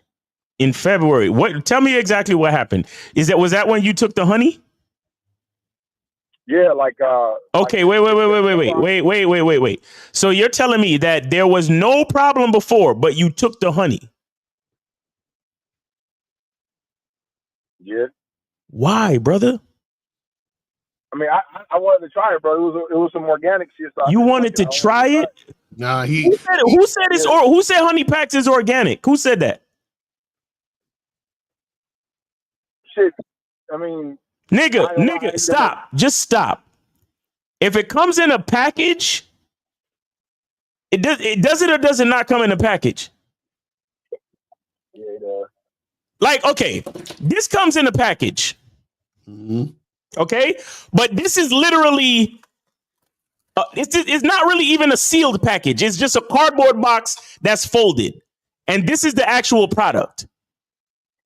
This is organic. This is organic. Honey packs is a fucking substance that has the consistency of honey in like a shrink wrapped manufactured factory product. Right. Do you know the nigga that makes honey packs? Like how you know me and I make my soap by hand. Do you know the nigga that make honey packs? Can you talk to him? Can you talk to him at 4:15 on a Friday afternoon and say, hey, buddy, what do you put in your honey pack? Like how you could say, hey, Miles, what do you put in your soap? No, I can't. So how the fuck do you know that honey packs is organic, my nigga? Shit, I don't. You right. Y'all niggas is playing yourselves. So you would put some foreign substance in your body to try to impress a bitch. This is what infatuation would get you. Right. That's a fact. That's what I'm saying. Like, what I'm saying is that that's the problem is that you thought, I don't believe in myself, so I got to make sure I have some backup just in case. Because the way I talk myself up, I don't want her to think that I'm not living up to the standards of what I said. You understand? And let me get you got. Let me get you. Well, her friends have told her too, though. Like You I said have what? fucked with her friends in the past. You said what? I have fucked with her friends and stuff in the past too. So I was like, but this is the one I really wanted to fuck with though the whole time because she had a boyfriend. But see, that's what I'm saying. You put her on a pedestal. you did something to yourself because you didn't believe that who you are is enough for the situation.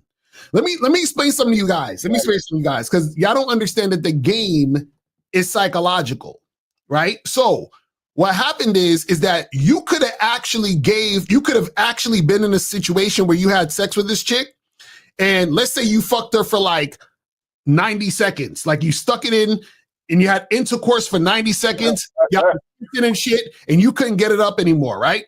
Do you understand that because the game is psychological, if she saw you like you see yourself, if you was really confident, she would have been like, yo, that shit was fire.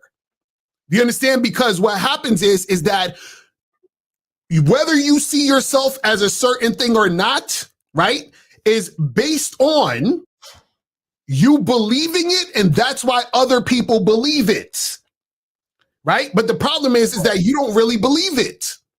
So now, because you don't believe it, you ended up doing something because you didn't really trust in what you was telling her. You understand what I'm saying? So now the interaction's going to be a certain way because her experience with you is going to be based on how you truly feel about yourself. You understand? So what you guys got to understand is this. Like, I'll give you a perfect example. There was one chick that I fucked with, right? And we were, chilling. It's the first time I had sex with her, right? I probably fucked this chick maybe, like, it was probably like, the intercourse was maybe like 2 minutes before my shit got soft, right?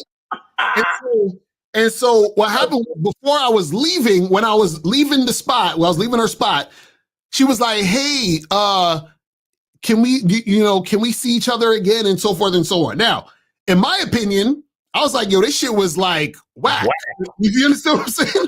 But because she saw me, right, as valuable, right, the fact that I was just even spending any amount of time with her was awesome. Do you understand what I'm saying? So what I'm saying is that you guys are trying to perform because you are trying to prove to the woman that you are who you say you are. Do you understand what I'm saying? When you are who you say you are, you don't have to prove anything to anyone because they see you as such. Right. But then when you start to think, oh, well, I got to do all this stuff. I got to get this honey pack. I got to do this because I've been talking all this shit, and her friends, I fucked her friends, and, I wanted her before. So you're putting her on a pedestal. So now you're trying to prove something. You understand what I'm saying? This is what we try to get you guys to understand about the game. The game is about you. You have to see yourself as that value. This is why I said that, when you guys are out here, trying to fuck to prove, this is what I was talking about on the Game Global debates when I was talking to Marcus, and I said, listen, you're trying to fuck a chick really good because you're trying to prove yourself to her so that she'll come back. Mm-hmm. You're trying to prove to her that you're that good means you're not. Right. You understand? This one you guys got to understand. Yeah. You're It not was like I just ain't never experienced it because it was like my body had turned against me. Like visually, I wanted to fuck, but I was like, oh shit, this shit is this. You know what I'm saying? Like it was. I never had it happen. I'm like, I'm young as fuck and I'm healthy, so I'm like, I don't know, bro. That's why. But Jamie, that's why we're trying to show you that the mindset is so fucking important, brother. That's what we're trying to show you. The majority of what's going on with you is your mindset. It's not your body. Your body wasn't betraying you. With your mind. It's your mind, brother. Mm-hmm. You putting these hoes on a pedestal. So it's crazy. You fucked all of her friends, and instead of thinking to yourself, I'm the nigga, right? Or instead of having a higher opinion of yourself because you was able to get through all of her friends, and you basically conquered all of her friends. Instead of that instilling confidence in you, notice what it did. It instilled insecurity in you, which forced you to put an unknown chemical in your fucking body because you were so unsure of yourself. How does that work? You see how you niggas, a lot of you guys try to debate confidence with us, right? And you be like, oh, but if I don't get the bitch and if I'm not out here fucking, then how do I gain confidence? But you're talking to a nigga that fucked all of her friends and still didn't have confidence when it was time to fuck her. Mm-hmm. So how that work? Right. You just said it. You're young, you're healthy, you're athletic, and you smashed all of her friends. But when it was time to actually fuck with her, that's when you experienced the problem. How? Because based on all y'all niggas that be trying to debate us, his confidence is supposed to be sky high and solid. Right. But when we try to tell you confidence comes from inside here, you don't want to fucking hear it. When we try to tell you fuck looks, money, and status, you don't want to hear it. So how the fuck is this nigga having problems getting it up? If he's young, athletic, healthy, he fucked all her friends. If it's not a mindset thing, then what is it? If the truth ain't inside you, then what is it? See, he built the entire situation up on a pedestal, so then he lowered himself, which made it to where you couldn't really perform in the situation. You see what I'm saying? So this whole situation is you had anxiety because so what happened? You tried to fuck her and it just didn't you didn't get it up, or what happened?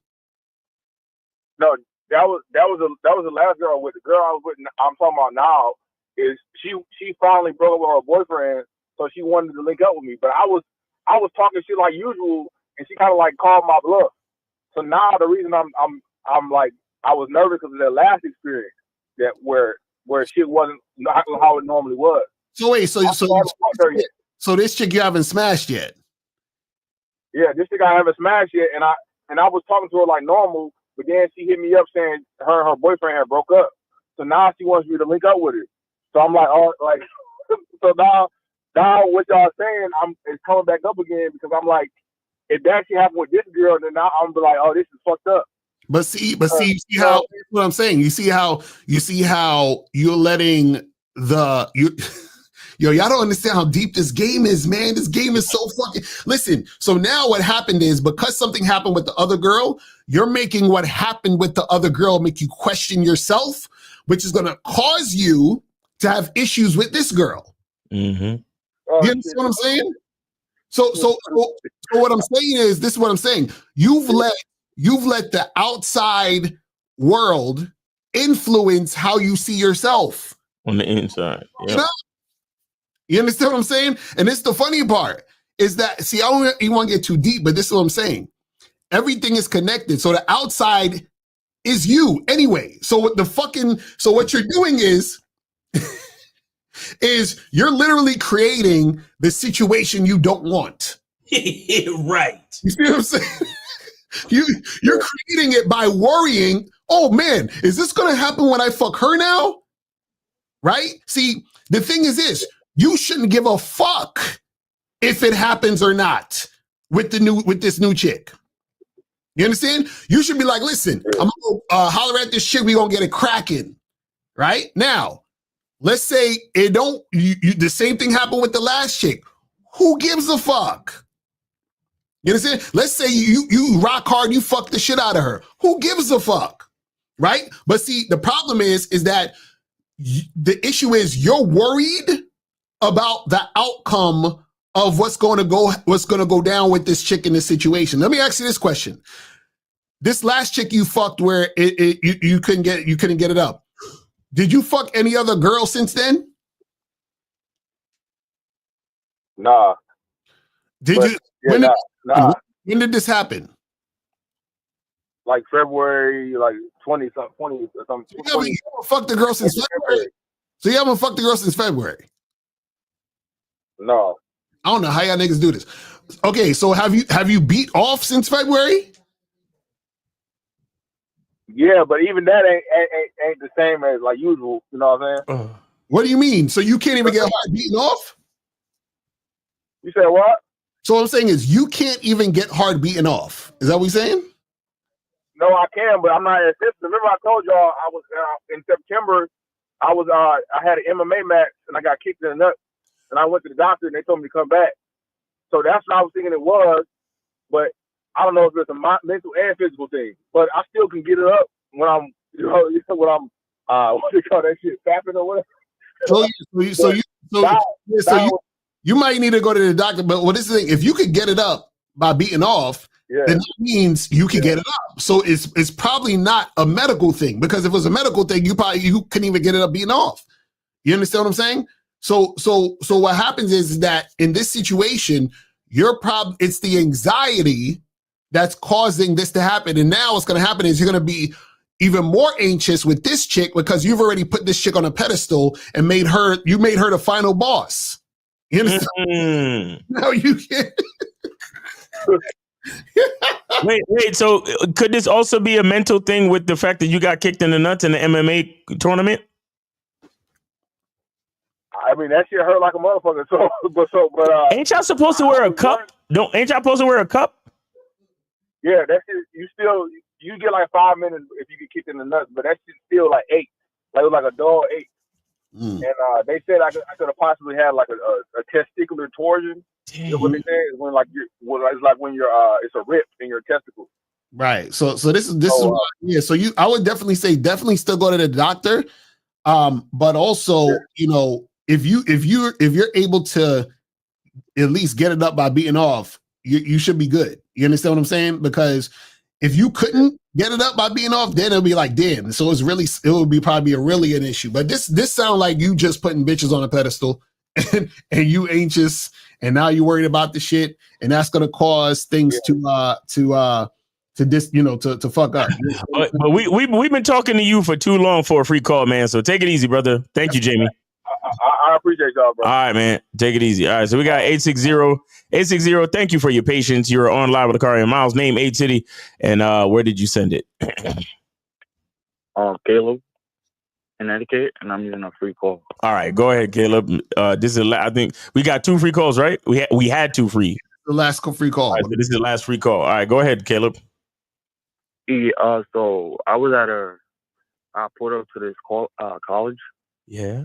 Yes, and they was having like this little Dottie or whatever, and everybody was there. And my question was, so I was approaching, and I was gonna ask what y'all thought about, because I'm 22, so I'm just trying to hook up and shit. So, like, what do y'all think about telling them right there? Because I know y'all say let them know what you're trying to do, talk to them for a bit, let them know what you're trying to do before you get the digits.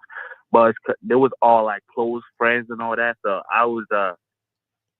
I'm just saying I checked in now, and I wasn't telling them what I wanted. I was just grabbing their Instagrams and shit. So I was like, would y'all say I was the right thing to do, or like what could I have done better? Well, let me ask you a question. How many women have you had sex with so far? Almost 30. Almost 30. So what's the problem then? Why don't you just do what you did with the other 30? What did you do with the other 30? How'd you have sex with those women? So most of them was from online, but I never, like, I've not had like actually I'm a bit grateful, but I'm not, my results from like in person hasn't been as much as the online. So what do you do online to get the sex? I just hop on a FaceTime, or I just text them, and we just make it happen.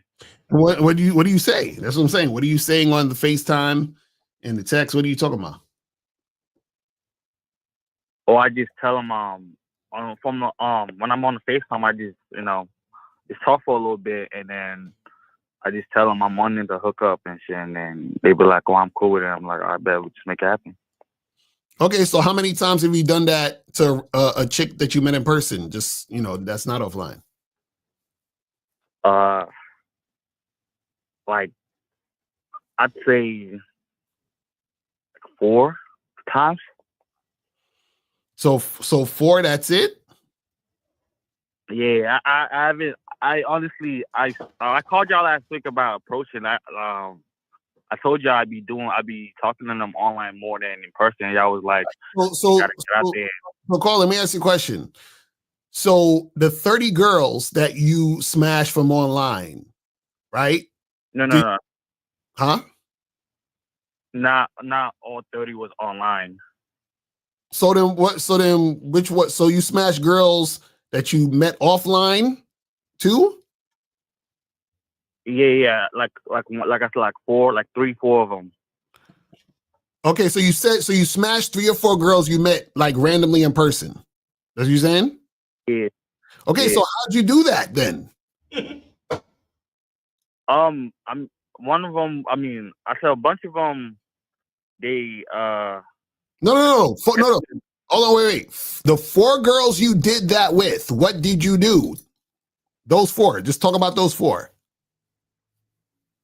Okay. I just one of them was about to go to sleep, and I just said, "Wait, do you need company?" And she said, "Through," and I just went. And then Wait. So wait. You were in the street and you said to a girl, "Do you need sleep?" No. So I pulled up. It was because I don't go to college, so I pulled up. There was having this little thing, and I was there. This girl was leaving, Mhm. and I was chopping it up for her. I got the number, and then she left, and I was still at the event, just doing my thing with the bros. And then she texted me when she got home, and I was like, "Oh, what you about to do?" And she said, "Oh, I'm about to go to sleep." And I was like, "If you need company, you can ask." And she was like, "Oh, if you want to come through, come through." So Okay, so now tell me about the other 3 girls. What happened with those 3 girls? Honestly, I didn't tell him what I wanted to do. I just told him I wanted to come see him, and then I pulled up, and as we was just talking, I think I just made a move, and they was receptive. Okay. I never verbatim said like, this is what I'm trying to come do, and then unless it's online, then I say it because I'm not trying to waste my time. Okay, so then what's the difference between saying it online and saying it in person?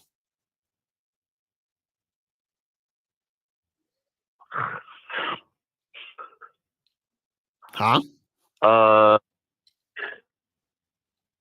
Honestly, I'd just say I just haven't done it and like seen mad result from it. So it's like, I don't know, it's kind of. No, but it's what I'm saying. You haven't. Caller. Listen. Caller, you haven't done it.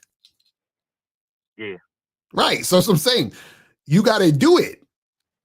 You see what I mean? So basically what I'm saying is you've had sex with all these women, right? You said that you've told these women up front online that you wanted to make it happen. So what I'm saying is that what's the difference online versus doing it when you meet the girl at a party or at the college or whatever? You could do the same shit. That's what I'm saying. You're just not doing it. So what I'm saying is all you need to do is do it. Do it. That's it. Like I'm saying. I'm gonna say this though. I'm gonna say I have tried in person, and like by every single time they all tell me no. So I don't know. Maybe I'm just scared from. Wait. Caller, how many times have you done it? Not a lot of times. I'm gonna say about 15, 20 times. Not a lot of times. 15, 20 times. Oh my God. So let me ask you a question. Those women that you said, let's say like 25 girls online, right? Did you go online? Did you go online and swipe 25 girls, or did you have to swipe a lot of girls to get the 25? I swiped a lot. Mad time. Oh, so you had to swipe a lot of girls to get 25 who wanted to fuck you. So don't you also think that you have to talk to a lot of girls in person to get some of those girls to fuck you?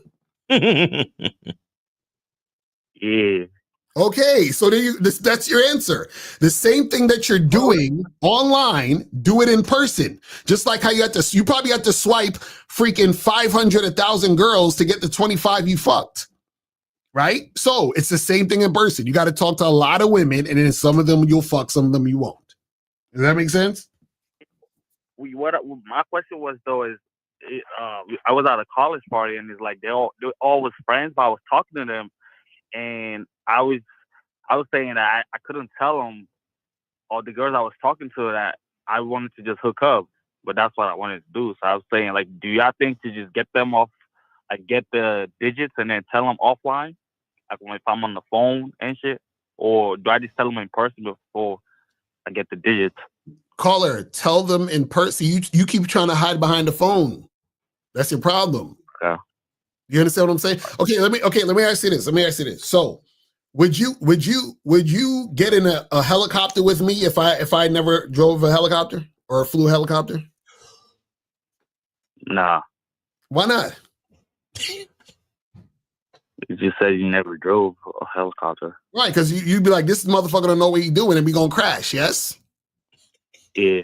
Right. So if you trying to fuck and you're too scared to let a woman know you want to fuck, would that woman want to fuck you? Nah. Right, because you don't seem like the type of guy that knows what he's doing. You seem like you would probably be bad in bed, because if you're scared to just tell her what you want to do, right, then that would probably mean that you don't have the experience to do the thing or get the thing you're asking for. You understand what I'm saying? So just like if I'm trying to tell you, hey, let's go in this helicopter, you know, and you're like, and I say to you, hey, you know, do you think that, you know, shit. Okay, matter of fact, can I get your number? I want to talk to you about some helicopter stuff. You understand what I'm saying? You see how I sound like I'm not sure about myself and sure what I want to do? You understand what I'm saying? Now, if I say to you, listen, bro, we should get up in this helicopter. I fly this shit crazy, bro. I be doing this shit all the time. This shit is fire. You see what I'm saying? I sound sure of myself. So now you're a little bit more comfortable getting in the helicopter with me. So what I'm saying is, if you're scared to tell a woman that you want to fuck, then you're also going to be the guy the women don't want to fuck. So you're going to get more and more women saying no than saying yes, because you don't sound confident enough to actually say what you want. You understand? And what I'm saying is that you need to be confident enough to say it, and you need to talk to enough women in order to find the women who want to do that with you. Just like when you were on the dating app, you didn't just swipe 25 women. You swiped lots of women, and out of those lots of women, you got 25. It's the same concept. Got it. All right? All right. Okay. All right, bro.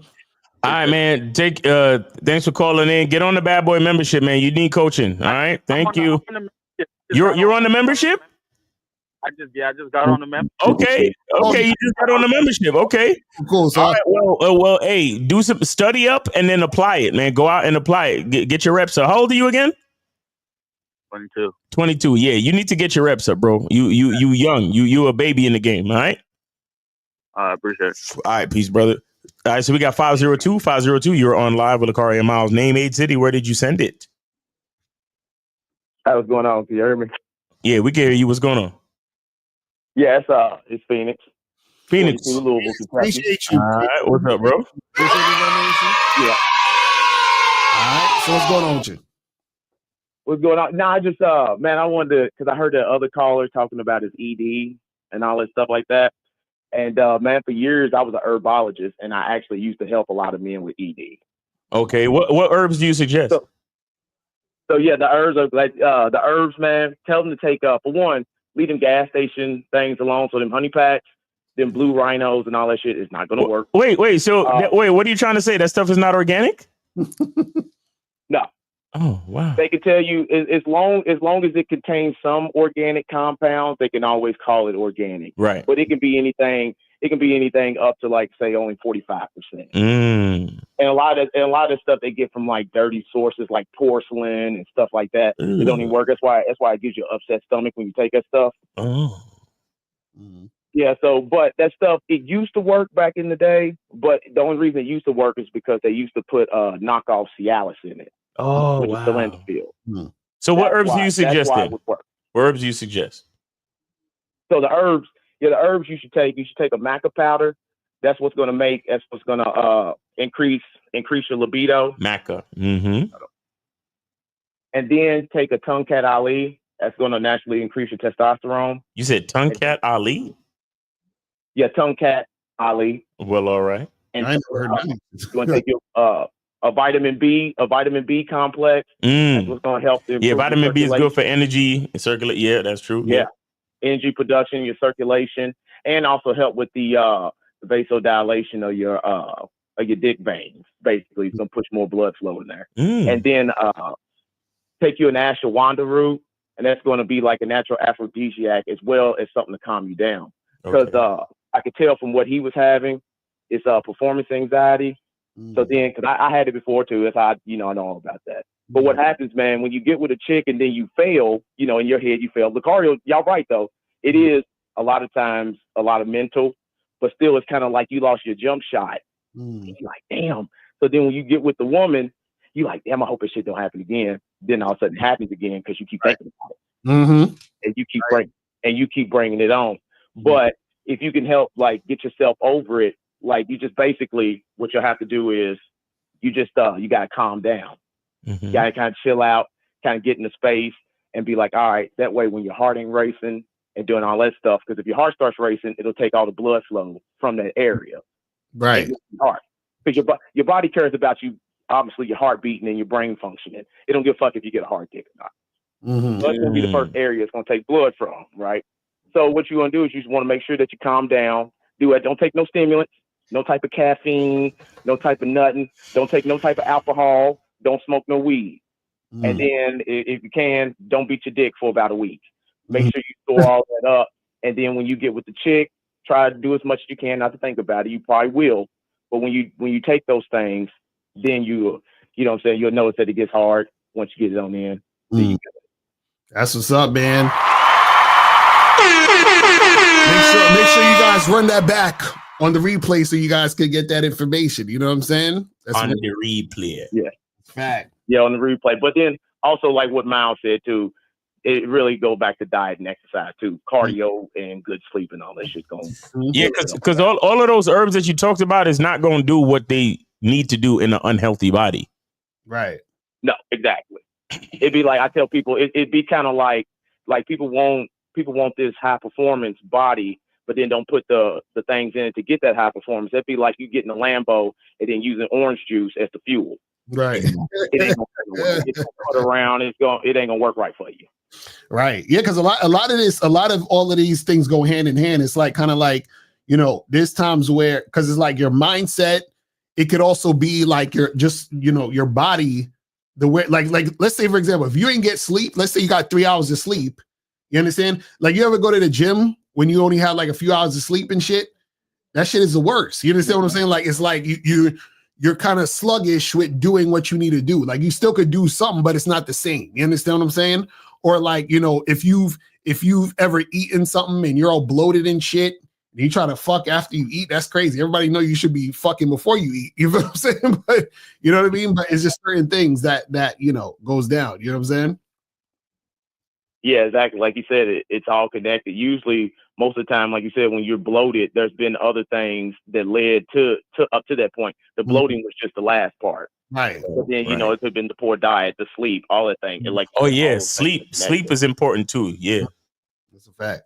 Yeah, sleep is important. Oh, and then one last thing too. I know they was talking about like porn or whatever. When you get into that space, and in case you start to kind of like, you start to feel it kind of die. Because usually once you put the condom on, you'll be rock hard, and you go to put that condom on, and then that shit start to kind of dwindle down a little bit. Because you lose kind of the sensation. You gotta pick yourself mentally like a nasty point. Or I call it a nasty point. Like if it's something freak nasty that it just gets you off like with a bitch. I don't know if you. That's a fact. That's a fact. I ain't gonna lie. That's a fact.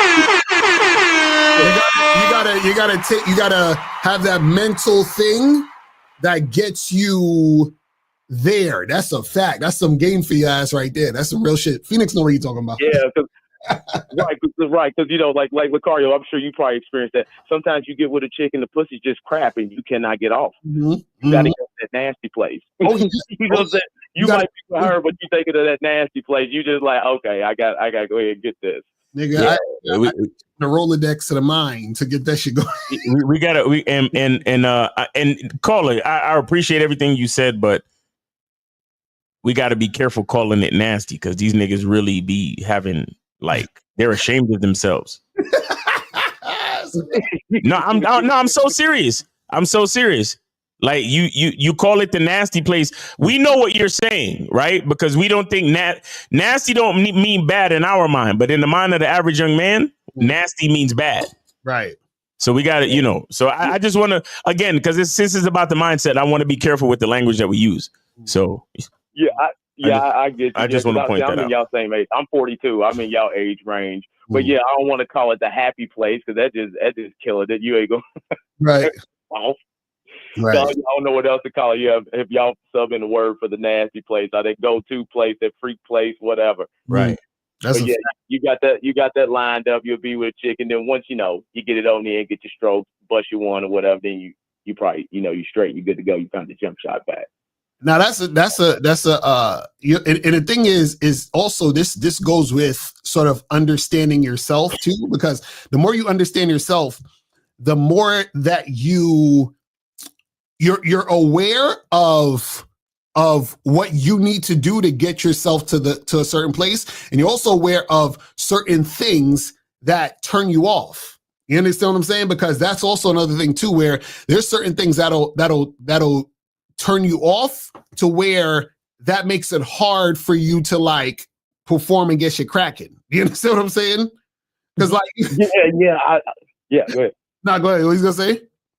No, I was gonna say, yeah, I know what you mean. And it'd be certain things like you would have thought that that wouldn't have turned you off. Like what gets me is music. Mm-hmm. And it's not that music turns me off.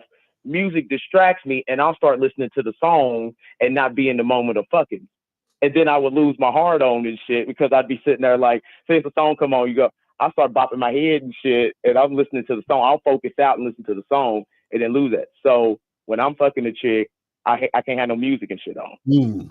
As I was saying, like even like for me, my thing is when a chick like tell me what to do, oh, that shit just turned me the fuck off, bro. I'm finished. Like I even had a line in my song that said the chick said, I was like, she said she don't want to fuck me unless my socks is off. And when you tell me what to do, then my cock is soft. You understand what I'm saying? It's like that's a hot line right there. My shit just is like, it's done, bro. You know what I'm saying? But again, socks is off, cock is off. You know what I'm saying? Because I'm like, yo.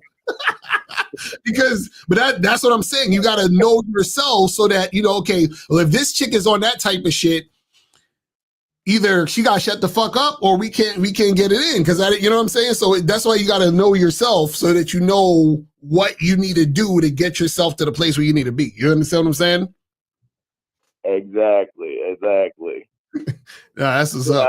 That's all I wanted to say, man. I think we laced them with a little game to go ahead and get themselves all the way together. Yes, sir. You don't need no Viagra's and shit in your 20s. That's embarrassing. Don't do that. Right. That's what's up, man. Well, we appreciate you calling, man. All right, man. I'll holler at y'all. I'm gonna jump back in. All right, peace. Shout out to KZ. He said a woman disrespecting is immediate impotence. That's a fact. Yo, that's what's up.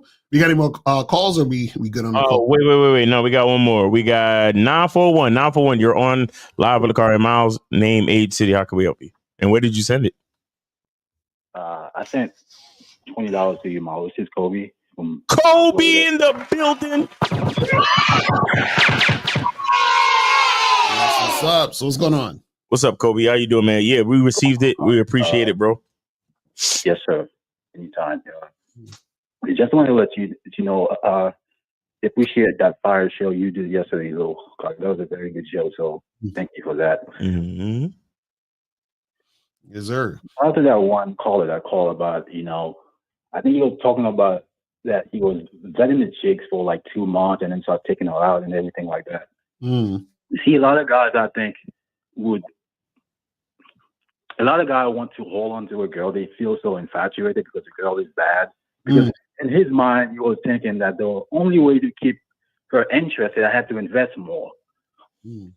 But it's the other way around. Because anytime you deal with a woman, right? But let's say like the more you invest, the more you're gonna lose.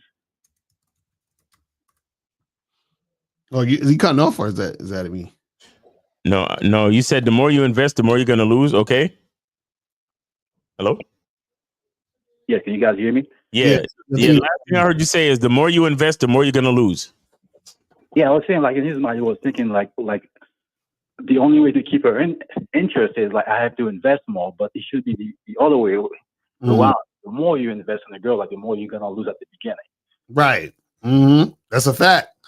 That's a fact. Because again, see, like a lot of girls that you meet, that you deal with, they're gonna come and go out of your life, right? So it's up to you as a man to understand that's part of life. That's part of the game. You have to be grateful for each and every single one of them and move forward with your life. Yeah.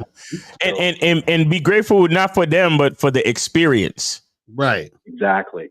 And the reason why I say that, guys, is because through every experience, who's always there? You. Right. Mm-hmm. So it's not about the women per se, but the experience, like the life and time of going, having the experience, going through things, feeling things, seeing things, experiencing things. Be grateful for the experience. You don't have to, shout out to other people and all that shit. Like, we're not trying to act like, because people help enhance the experience, right? So I'm not shitting on or saying that you shouldn't be grateful for people. But what I'm saying is, don't forget about yourself. Understand that you have to be there to actually have the experience, to be present in the experience, to be grateful and value the experience itself. So you value yourself firstly, and then you're grateful for the other people. Right. Exactly. And see, like, the more you deal with women, also, like, the more you understand yourself, love and respect yourself, the less you care about the outcome. So you appreciate the game and life even more. Right. So, exactly. Real talk. Mm-hmm. Real talk. Yeah. And shout out to Kobe, man. Kobe always coming through with the Black Mamba game.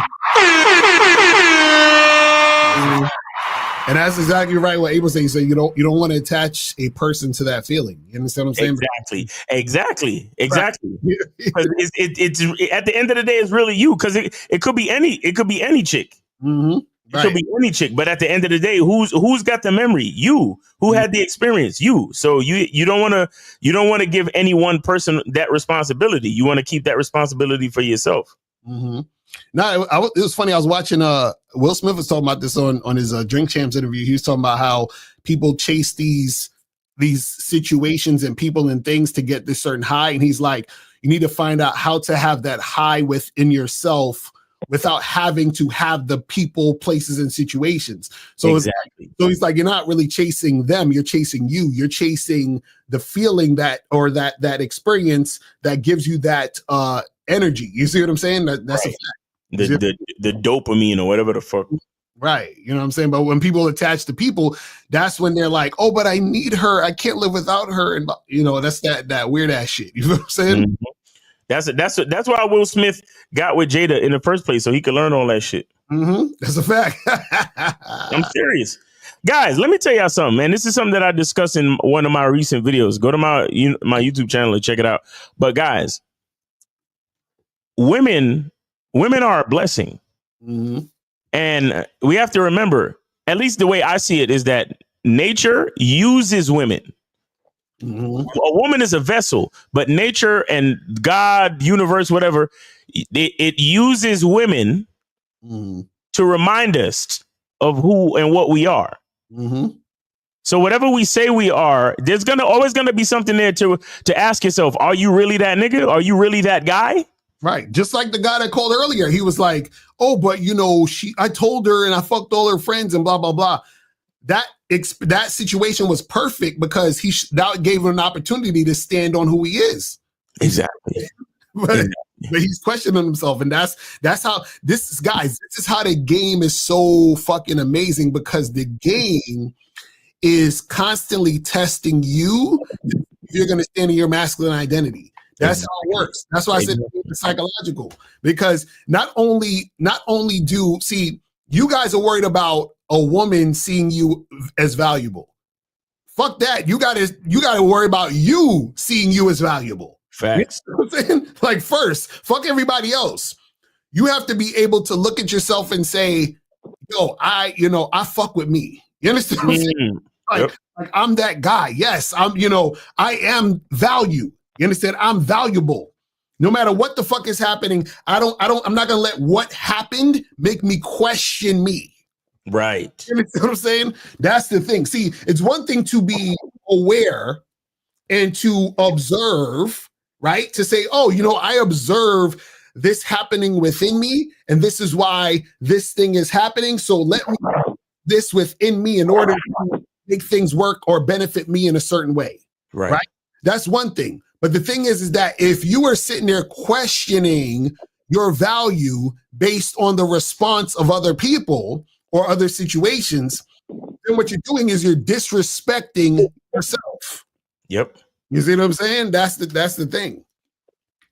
Yeah. But yeah, Kobe, appreciate it, shout man. out to you guys for like coming up with the vetting process and everything, right? Because a lot of chicks that I deal with, right, I didn't really have to charge into the game. They end up charging themselves because as a man, what I wanted to do, they weren't willing to follow what I wanted to do, so I had to let them go. Right. Sometimes you have to be willing to walk away and let the girls go. Why? Because you're not willing to change who you are for her, you know? So exactly. That's what it is. That's exactly what it is. You can't change who you are for her, because if you do that, then you might not. If you change who you are, then you won't be able to attract the woman that's really for you. Exactly. You know what I'm saying? So yeah, man. All right, Kobe. Hey, we appreciate you, man. Thanks for supporting the show and thanks for calling in with the gems, man. We appreciate it, brother. Thank you guys for taking my call. All right, man. Happy Easter and all that. Take it easy. All right. So we got 818-818. You are on live with Locario Miles, name 8 City. Where did you send it? How can we help you? I sent it to Locario. My name is Nico, age 19, and I'm in Austin. Nico. My name's Nico, age 19. And I'm from Austin. Okay, Nico. Yeah, go ahead, bruh. Wave, dude. Go ahead, bruh. What's going on? What's the haps, bruh? Yeah, stupid.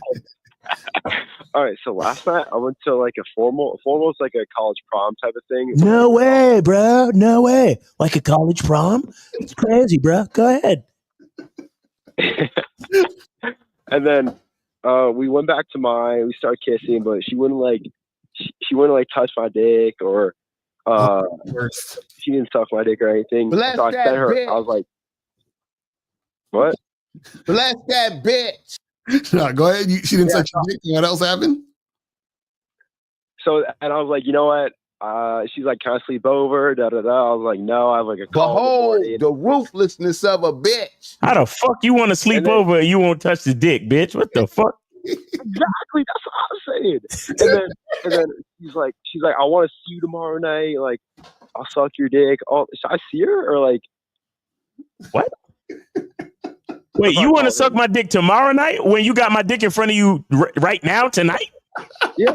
She said she had like a migraine and shit. Yo, she already gave you, honey, I'm not in the mood tonight. Can we do it tomorrow? Yo, you got to get rid of that quickly. That's not, yo, she already giving you headache excuses and you ain't even fucking. Oh my God. Don't make sure, look, don't see her and make sure you don't marry her, because that is definitely going to end up in a sexless marriage right there. Wait, how old is she? 19. Oh my gosh, she's too young for all that. Y'all too young to be talking about you got headaches. And you know what I'm saying? Like, 19-year-olds don't get headaches. No way, bruh. She didn't want to touch the cock, bruh. She gave me the headache excuse. It was good. It was good. I sent her home, crack. Oh hell yeah. Yeah, hell yeah, man. What time was it when you kicked her out the house? It was like 12. 12. So it was midnight and she didn't want to suck no dick? What the fuck? Why? Okay, wait. When you told her to come back to the crib, did you tell her what y'all was gonna do? No, she wanted to go back to mine. She wanted to go back. Yeah. Oh, did you offer her any water? Shout out to April MC. Did you offer her any water? I did. Did she drink? She did. Okay. So did I. Okay, good. And guys, you should always have water at your house. Bottled water is always good to have at your house. I mean, if you don't have bottled water, have your tap and, maybe some ice, ready. You know what I'm saying? But you should always have water, drinkable water at your house. That's a fact. And she drank and she still had a migraine? Yes, sir. She's a lying bitch. Yo. No, you did the right thing. You did the right thing by sending her home, though. Honestly. Basically. You did the right thing by sending her home. All my friends are saying, like, yo, you should like see her again. Your friends are idiots. Your friends are idiots. Nah, she's done. And this is what you got to understand. See, okay, think about it this way. Right? You know what a first impression is? Yes, sir. Right. Most people, what they try to do is make a great first impression, not a mediocre first impression, not a okay kind of sort of first impression. The first impression is usually they're trying to make matter of fact, they're trying to overcompensate by making an impression that's not even really them, but they are trying their best to make it awesome. So if her first impression is, I got a headache, I don't want to touch your dick, and we could probably do this tomorrow, that means that she ain't really about it because that's her first impression. You see what I'm saying? Yeah, because sorry, she was like telling my friend this morning, like, why isn't he texting me back? Why is he not like asking to hang out? I was just like, I don't know, because it's if she wanted to, she would, right? Don't let none of that shit fuck with your mind, bro. Mm-hmm. Don't let none of that shit fuck with your mind. You gave her a chance. She fumbled. That's it. Right, basically. If your friends come at you talking about, hey, bruh, Sarah's texting me and asking why you're not replying, bruh. Be like, listen, nigga, don't talk to me about that bitch ever again. I don't know. I don't even know who you're talking about. I don't even know I don't know that person. I'm on to new bitches. Right, exactly. Wait, so how long was she there? How long was she at your place? Like an hour. An hour. God damn. That's a long time. Long time. Y'all motherfuckers. Wait. What did y'all do when y'all first got there? Did y'all watch Netflix or something? No, we were like just like shooting the shit. Yeah, you see? Wait. Did y'all make out at the party? No. Yeah, you fucked up, brother. You fucked up. Okay, so why did you bring it back to the crib if y'all wasn't making out at the party? Or if there was any sexual innuendo or touching or feeling or necking? Oh no, there was for sure. At the party? Yeah, but okay, yeah, what was there at the party? What did y'all do physically at the party? Please tell me. Like I was touching her hips and she was like leaning on me when we were sitting down and we were standing up. What? Hold on. Let me say it back to you and you tell me if this was anything sexual. So I touched her hips. She was leaning on me and then we were standing up and then sitting down. She was like kissing the side of my face too. She was kissing the side of my face. Yes. So where in any of that was it sexual? Kissing? On the side of your face? On the side of your face? So why didn't you kiss her in the mouth when she was kissing the side of your face? I didn't want to do it in public. Oh. Emotional damn.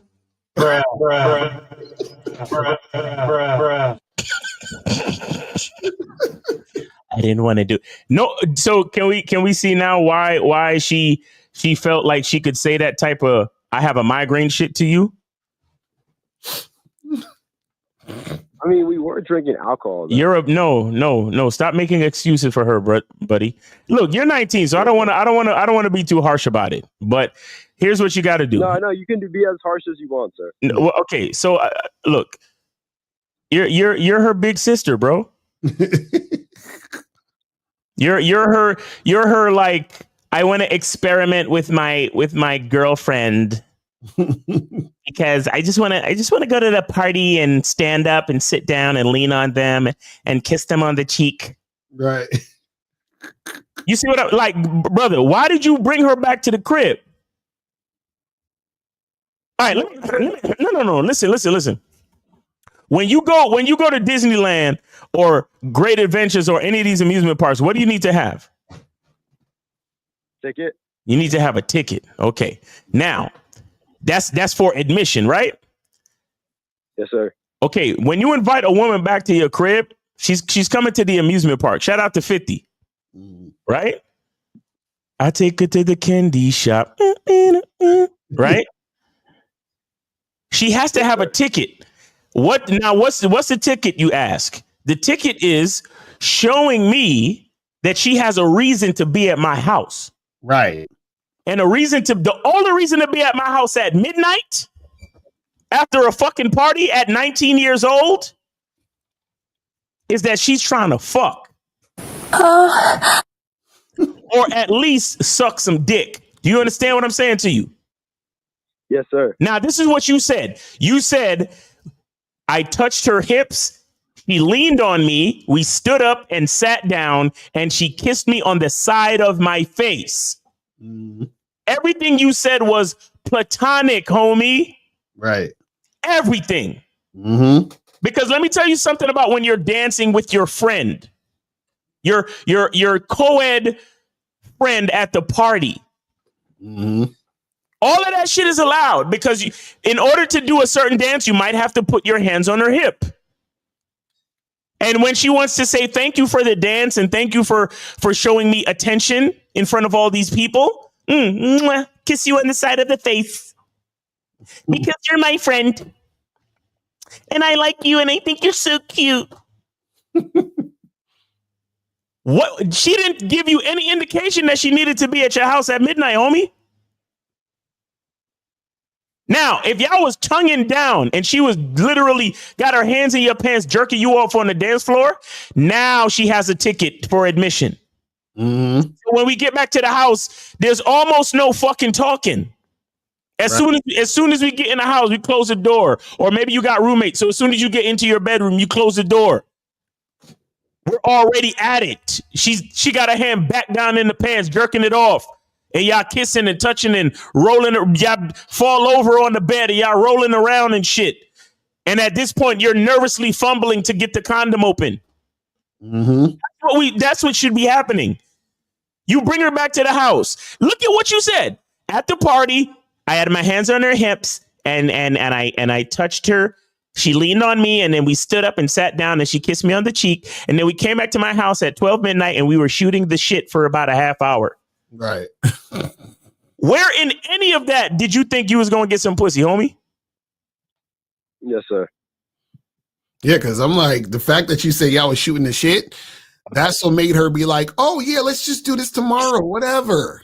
Yo, listen what you guys got to start doing.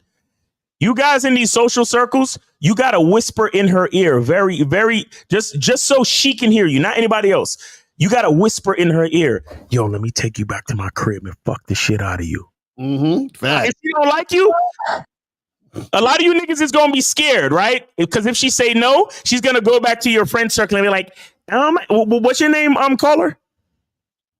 Nico. She's going to go back and be like, oh my God, Nico's such a horn dog. And you know what he said to me on the dance floor? He said he wanted to take me back to his apartment and fuck the shit out of me. Oh my, how vulgar is that? Why is he such a jerk? and then when anybody comes back to you and says, yo, Nico, did you really say that shit?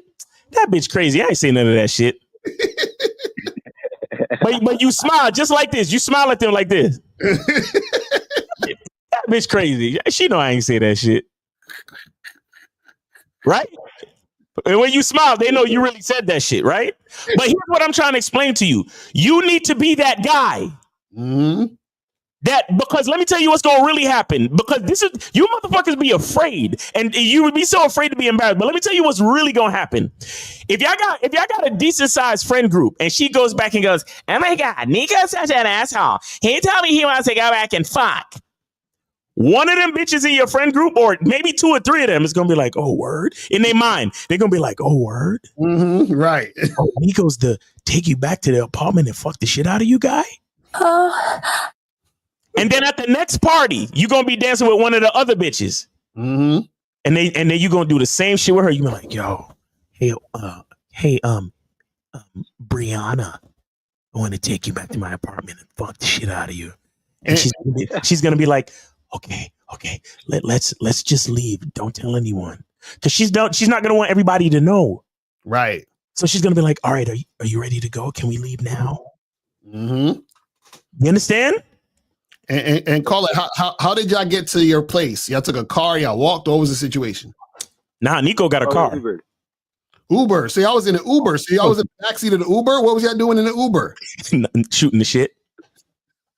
Well, the driver kept talking to us and shit. Oh my god, yo, bro! Tell the driver, yo, we gonna make this a silent ride, okay, driver? Thank you. Exactly. You need to be kissing and touching that pussy in the car, and then you in the back playing with the mac and cheese. Mm-hmm. Exactly. You know what I'm saying? Like you should have been kissing, and so y'all was just talking to the Uber driver the whole time and just having platonic conversations. Nico, you got to take control of the situation and stop playing with these hoes. Mm-hmm. And then right, and see, this is what you do next time. Like, so if you have a chick come straight to your house or whatever, right? What you should do is, as soon as she come in there, right? As soon as she comes to your door, right? You close the door and then you push her back to the door, and then you stick your tongue in her mouth, grab her ass, and then you say, "Hey, you want some water?" Yeah. You know what I mean? So after you get the water, go straight to the bedroom. Right. You see what I'm saying? No shooting the shit. And start giving her instructions too. Take off your shoes. Exactly, right. All right. Pull down your skirt. Mm-hmm. And when she pulls it down halfway where the booty cheeks is poking out at the top, be like, all right, stop. And then go over there and start smacking the ass cheeks as they poke out the top half of the halfway pull down skirt. Y'all niggas gotta, Nico, you gotta start take control of the situations that you're in. And here's the beautiful part. If she doesn't want any of this to happen, she will tell you to stop, and then you can let her go home. Exactly. That's the best part. And then after she leaves, you could either go back to the party and try again, or you can stay home and play video games. Right. Because I try to like finger her, and she's like, "Nah, I don't want to do that." But as soon as she, look, bro, as soon as that happened, that was your cue to let her go home. When did you try to finger her? In the Uber or at home? At home. At home. And how long have y'all been there by the time you try to finger her? Like 10 minutes. 10 minutes. All right, not bad. It should have been 1 minute. Right. But next time, make it 1 minute. Right. But as soon as she say that, be like, hey, listen, it's been fun. I'm gonna get you Uber, and yeah, have a good night. Have a good night. Or tell her to call her Uber. Right. Exactly. No, I tried to call one first. She wanted to call one first. So Good, bitch. Fuck out of here. Right. But seriously, stop. Hey, let me tell you something. All right, let me ask you a question, Nico, and just be honest.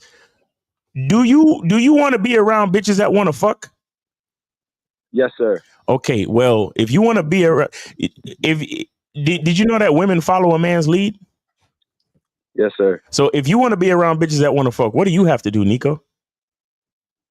Have them follow my lead. Exactly. So here's what I want you to understand. I'm not, I know sometimes you have your social circle and you don't want to alienate your friends and you don't want to be that guy, but you gotta be true to yourself and do what you really want to do. Right. And if your social circle are a bunch of prudes, or all of the women in your social circle are not attracted to you sexually, then why do you want to be a part of that social circle? Mm-hmm. No, I met that girl. This is the first time I met her. Okay, fine. But the point I'm trying to make is, don't be afraid to take control of the situation and make the things happen that you want to happen. And don't apologize for it either. The only thing you need to do is give her the freedom and the free will to say no. That's all. Mm-hmm. But other than that, do what the fuck you want to do. And if she don't want to do it, then find the girl that does. Exactly. And this is why you need to test it before you get in the Uber to go back to your house. Mm-hmm. That fucking kissing me on the cheek and nigga, you said standing up and sitting down. What the fuck is sexual about any of that? So I touched her hips, and then she leaned on me, and then we stood up and sat down. What the fuck? No. Yo, don't be embarrassed to lean in for the kiss. Mm-hmm. Don't be like, you know what I like? I like those guys that be doing those fucking reels where they walk up to a chick and then they point and then the girl looks that way and then they grab her by the chin and pull her back to them to kiss them. Mm-hmm. You ever seen that on online, Nico? Yes, sir. And the girls be really tempted to kiss the dude too, and sometimes they actually kiss the dude. You see what I'm saying? But the point I'm trying to make is go for what you want. Don't be afraid to go in for the kiss. Don't be afraid to touch her in a certain place. Now, as soon as she says she doesn't like that and to stop, what do, Nico? Stop. And you don't say anything else to her either. You about face, because what's important about this part that I'm saying is very important, because you need to let the woman know what type of time you're on. Mm-hmm.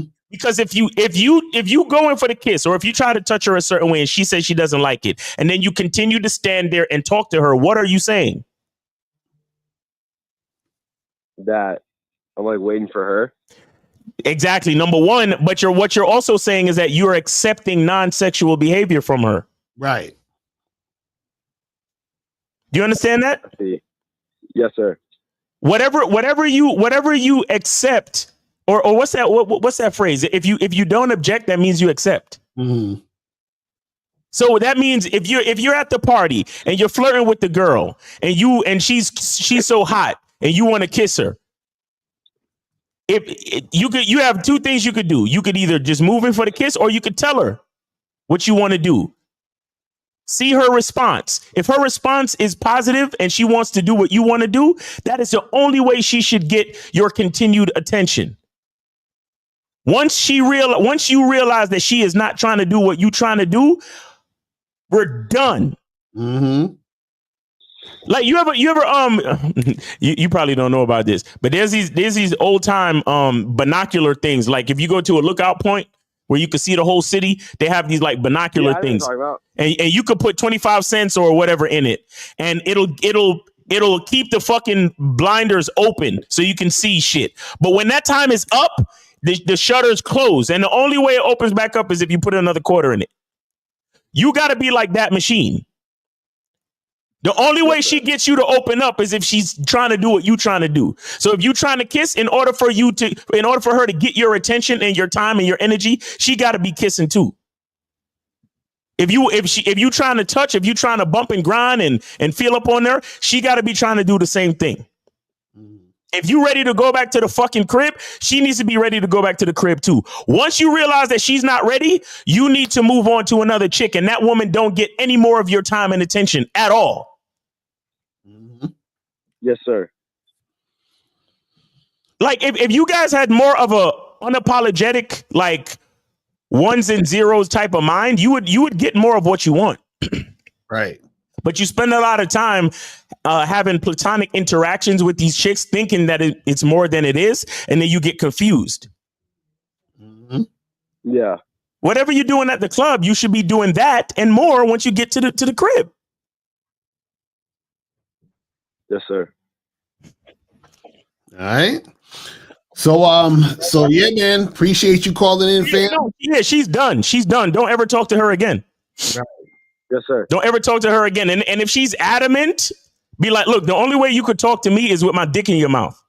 Mm-hmm. Whisper that in her ear. Whisper that in her ear if she tries to talk to you again. Be like, I have nothing to say to you. And she'll be like, oh my God, Nico, what's the problem? Be like, come here. And be like, listen. Wait, but what if she texts me and all that? No. She don't get none of that time. But what I'm saying is, if you happen to be at the next college party or whatever the fuck you guys go to, and she's there and she's all up in your fucking face, you tell her, you say, come here, and you lean in and you be like, the only way I need you to talk to me is with my dick in your mouth. Mm-hmm. and if she steps back like, oh my God, you're so disgusting, just never ever fucking talk to her again. Mm-hmm. Yes, sir. And if anybody asks you any questions, oh, nothing. That chick over there, she's just lame. That's all. Right. Exactly. I told her, if they ask you what you said, be like, look, I told her something cool, and then she just decided to be a lame about it, and that's it. Basically. See, this, I'm telling you, this game shit ain't for the faint of heart, man. Look. Dick is a gift. Until you guys realize that a bitch sucking your dick is her privilege, you guys are all gonna lose. Yeah, because I was thinking about taking her to my formal, but y'all just opened my eyes. So You was thinking about taking her to where? My formal. My formal? What? What's that? My formal. So I went to hers. Oh, you was at a formal. Yeah. Oh, so you was thinking about taking her to your formal to ruin the chances of hollering at all the other bitches that's gonna be at your formal. Or is everybody gonna be with a date? Is everybody gonna be coupled up at the formal? Yeah, everyone brings a date, sir. Yeah, find another date, my nigga. Find another one. Go out to the. When is your formal? Next Thursday. Then that means you got till next Thursday to holler at a few bitches that want to fuck Thursday after y'all leave the formal. Yes, sir. Yeah. Actor is like, what the fuck is a formal? I forgot. Isn't that like some fucking prom type shit or something? It's like it's a prom for college, guys. Come on. I didn't know they had proms in college. That's crazy. Look, it's for like fraternities. It's for fraternities. Yeah. Got you. It's that. You know, we don't understand. We don't exactly. We don't understand that stuff. Well, if y'all want a tour of Austin, let me know. All right, buddy. Hey, we appreciate you, man. But hey, take the world by the balls, bro. Pause. Do you, and don't apologize for what the fuck you want to do. Let these bitches know what it is, bro. All right. You're 19. Yes, thank y'all. It's 19. You're 19. This is the time for y'all to be fucking, and just make sure you wrap it up, man. Basically. Because these hoes is out here, bro. These fucking hoes is out here, man. You better get it while the getting's good. I'm telling you. Stop playing around. Yes, sir. All right, man. Take it easy, man. Good luck to you. Preach. Oh, yeah. That's what the kids say now. Instead of saying appreciate it, they say preach. Oh, word? Yeah. Hey, my name's Miko. Just wanted to say preach, bro. Oh, man. We got any other calls? Or are we good? Nah, that's it. We on OT. I turned off the lines. We're good. So let's just rush through these questions. Yeah, let's get these questions done. What's PUA? Mostly everything. But I often feel infatuated and will be aware of it, but still can't get rid of it. What should I do when I feel infatuated? Well, first, you got to understand that's the wrong spelling. It's funny he spelled it right the first time and then wrong second time. You got to get more experience, man. You got to go out, deal with more women, and that feeling will dissipate because the more reality that you experience, then the less your fantasy will dissipate after that.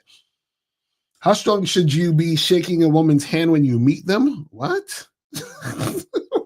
Other questions, you guys. Listen, you know what you do? You be a gentleman. You take her hand and you kiss her on you kiss her on the hand, and then you take your coat and put it over the puddle, and then you ask her to go to the ball with you. You feel?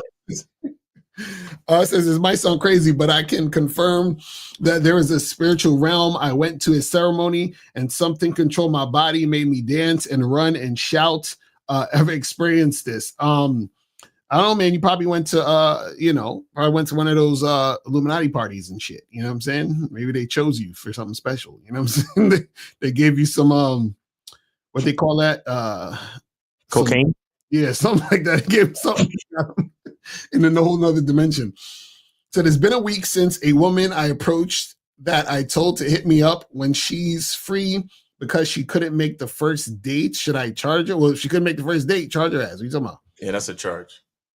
So in the video, the girl should be doing most of the talking. Loke said the questions I'm asking her. Okay, we already talked about that when he called in. So you red pill cultists don't think they got agents watching your socials. Half the dudes you watch probably work for them. Come on, man. I don't know what he's talking about with that. Do I need to upgrade to premium on the dating apps? Well, yeah, for something like a Tinder or even I think Hinge might be it too, but some of them, when you do the premium, you get access to more of the women. So if you have the free version, they limit the amount of people you can swipe on. Now, what I would say is that, you should download as many apps as possible, but, you don't have to get the premium for each app. Have at least maybe one or two that you got premiums on so you can have more access to the women. All right, last question. Oh yeah, we already did that one. He just sent it twice. So yeah, we're good. We're done. We're good. All right. Hey, happy Friday. Happy Good Friday to everybody. Happy Easter for all you people that, you know, celebrate and all that. What else? Oh, go to masculineidentity.com and get your soap, guys. So get the soap. Get the soap, people. And then go to shop Locario to get the ebook. Right. Get the ebook. Get the audio version, and also sign up for your online dating consultations with myself in April. And also go to badboymembership.com to join the Bad Boy membership, where you get 45 through 90-minute audio and video dating advice tutorials every month. And also go to masculineidenitymembership.com to join the Masculine Identity, so that you guys can step up your game. You feel me? And tomorrow you're doing the show at K-Zagging, right? Oh, yes. Shout out to K-Zag, 12 noon. Make sure y'all come through, man. It's a Manhood is a skill set show. We're going on at 12 noon tomorrow, YouTube Live. And you going live at 5? When you going? Live at 5 tomorrow. So make sure you guys tune in. You know what I'm saying? Yes, sir. Tune into that. And yeah, man. So that's pretty much it, guys. We'll holler at y'all later. And remember, the truth is inside you. We out of here. Peace. I can take the dick off the table based upon my standard. You aren't going to get hold of this dick if you ain't being the woman I need you to be. You need to realize that you need to cook, clean. You got to understand that you're not the only woman. And if you can accept that, that's fine. That's just the beginning, because you got to work hard for me, because I work hard for me. So that means if you get with me, it's not going to be easy street, because I need to be satisfied, because it ain't no happy wife, happy life bullshit. It's happy Steve, happy Steve. Being strong with self, understanding who you are, is the biggest defense to bitch ass weak men. And there's no excuses for the men not to be strong. But see, there's so many forces, and then so many men are embracing weakness. I can't stand weak men. Like I don't like to talk to them. It's hard for me to talk to these losers. I've always been a winner at the winner's table. You know, I believe it's a sin to impregnate a woman who can't raise a child, you know, or impregnate a woman who's not fit to be a mother. And I think we have a responsibility in what we see today in these weak ass little feminine boys. I can't tell another man what to do, but I can't dress feminine. I can't wear nail polish. It's just something that I can't do. Why? Because if I'm walking down the street and somebody's having trouble with a flat tire, I want them to feel that they can come to me and ask me, hey man, could you help me out with this? Because those are the type of things that a man will help out with. So I need to look like a man so they can know where to come for help. Yeah, it is such a thing as toxic masculinity in the minds of bitch ass motherfuckers. Talk about masculinity, assertiveness, authenticity, transparency. How can a guy who's straight up and honest with what he does be toxic? If the media can train you to think something bad about it, you hear the word and you want to instantly have a certain reaction. You stop thinking, you start feeling. And when people learn to think and feel and not think through their feelings, that's when they can evaluate a person holistically.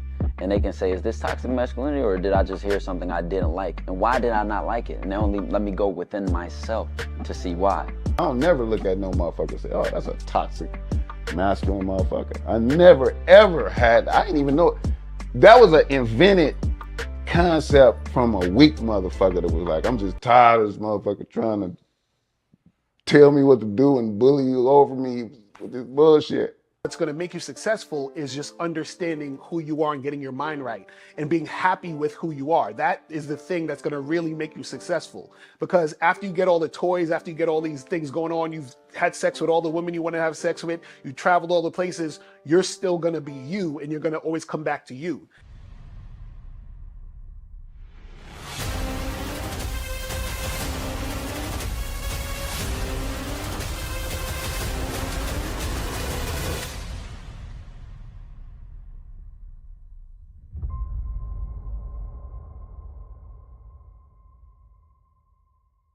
Why do I do this? Why are we even doing this documentary? I want guys to be in the best position possible. There's no way that I'm raising my voice or calling you a bitch ass nigga because I'm trying to hurt your feelings. I'm calling you a bitch ass nigga because you're doing bitch ass nigga shit. And if you continue doing bitch ass nigga shit, you're going to end up in bitch ass nigga situations. You get what I'm saying? So when I call you a bitch ass nigga, trust me, it's because I love you. Game Kings 2, the definition of man, is out right now. Click the link below or go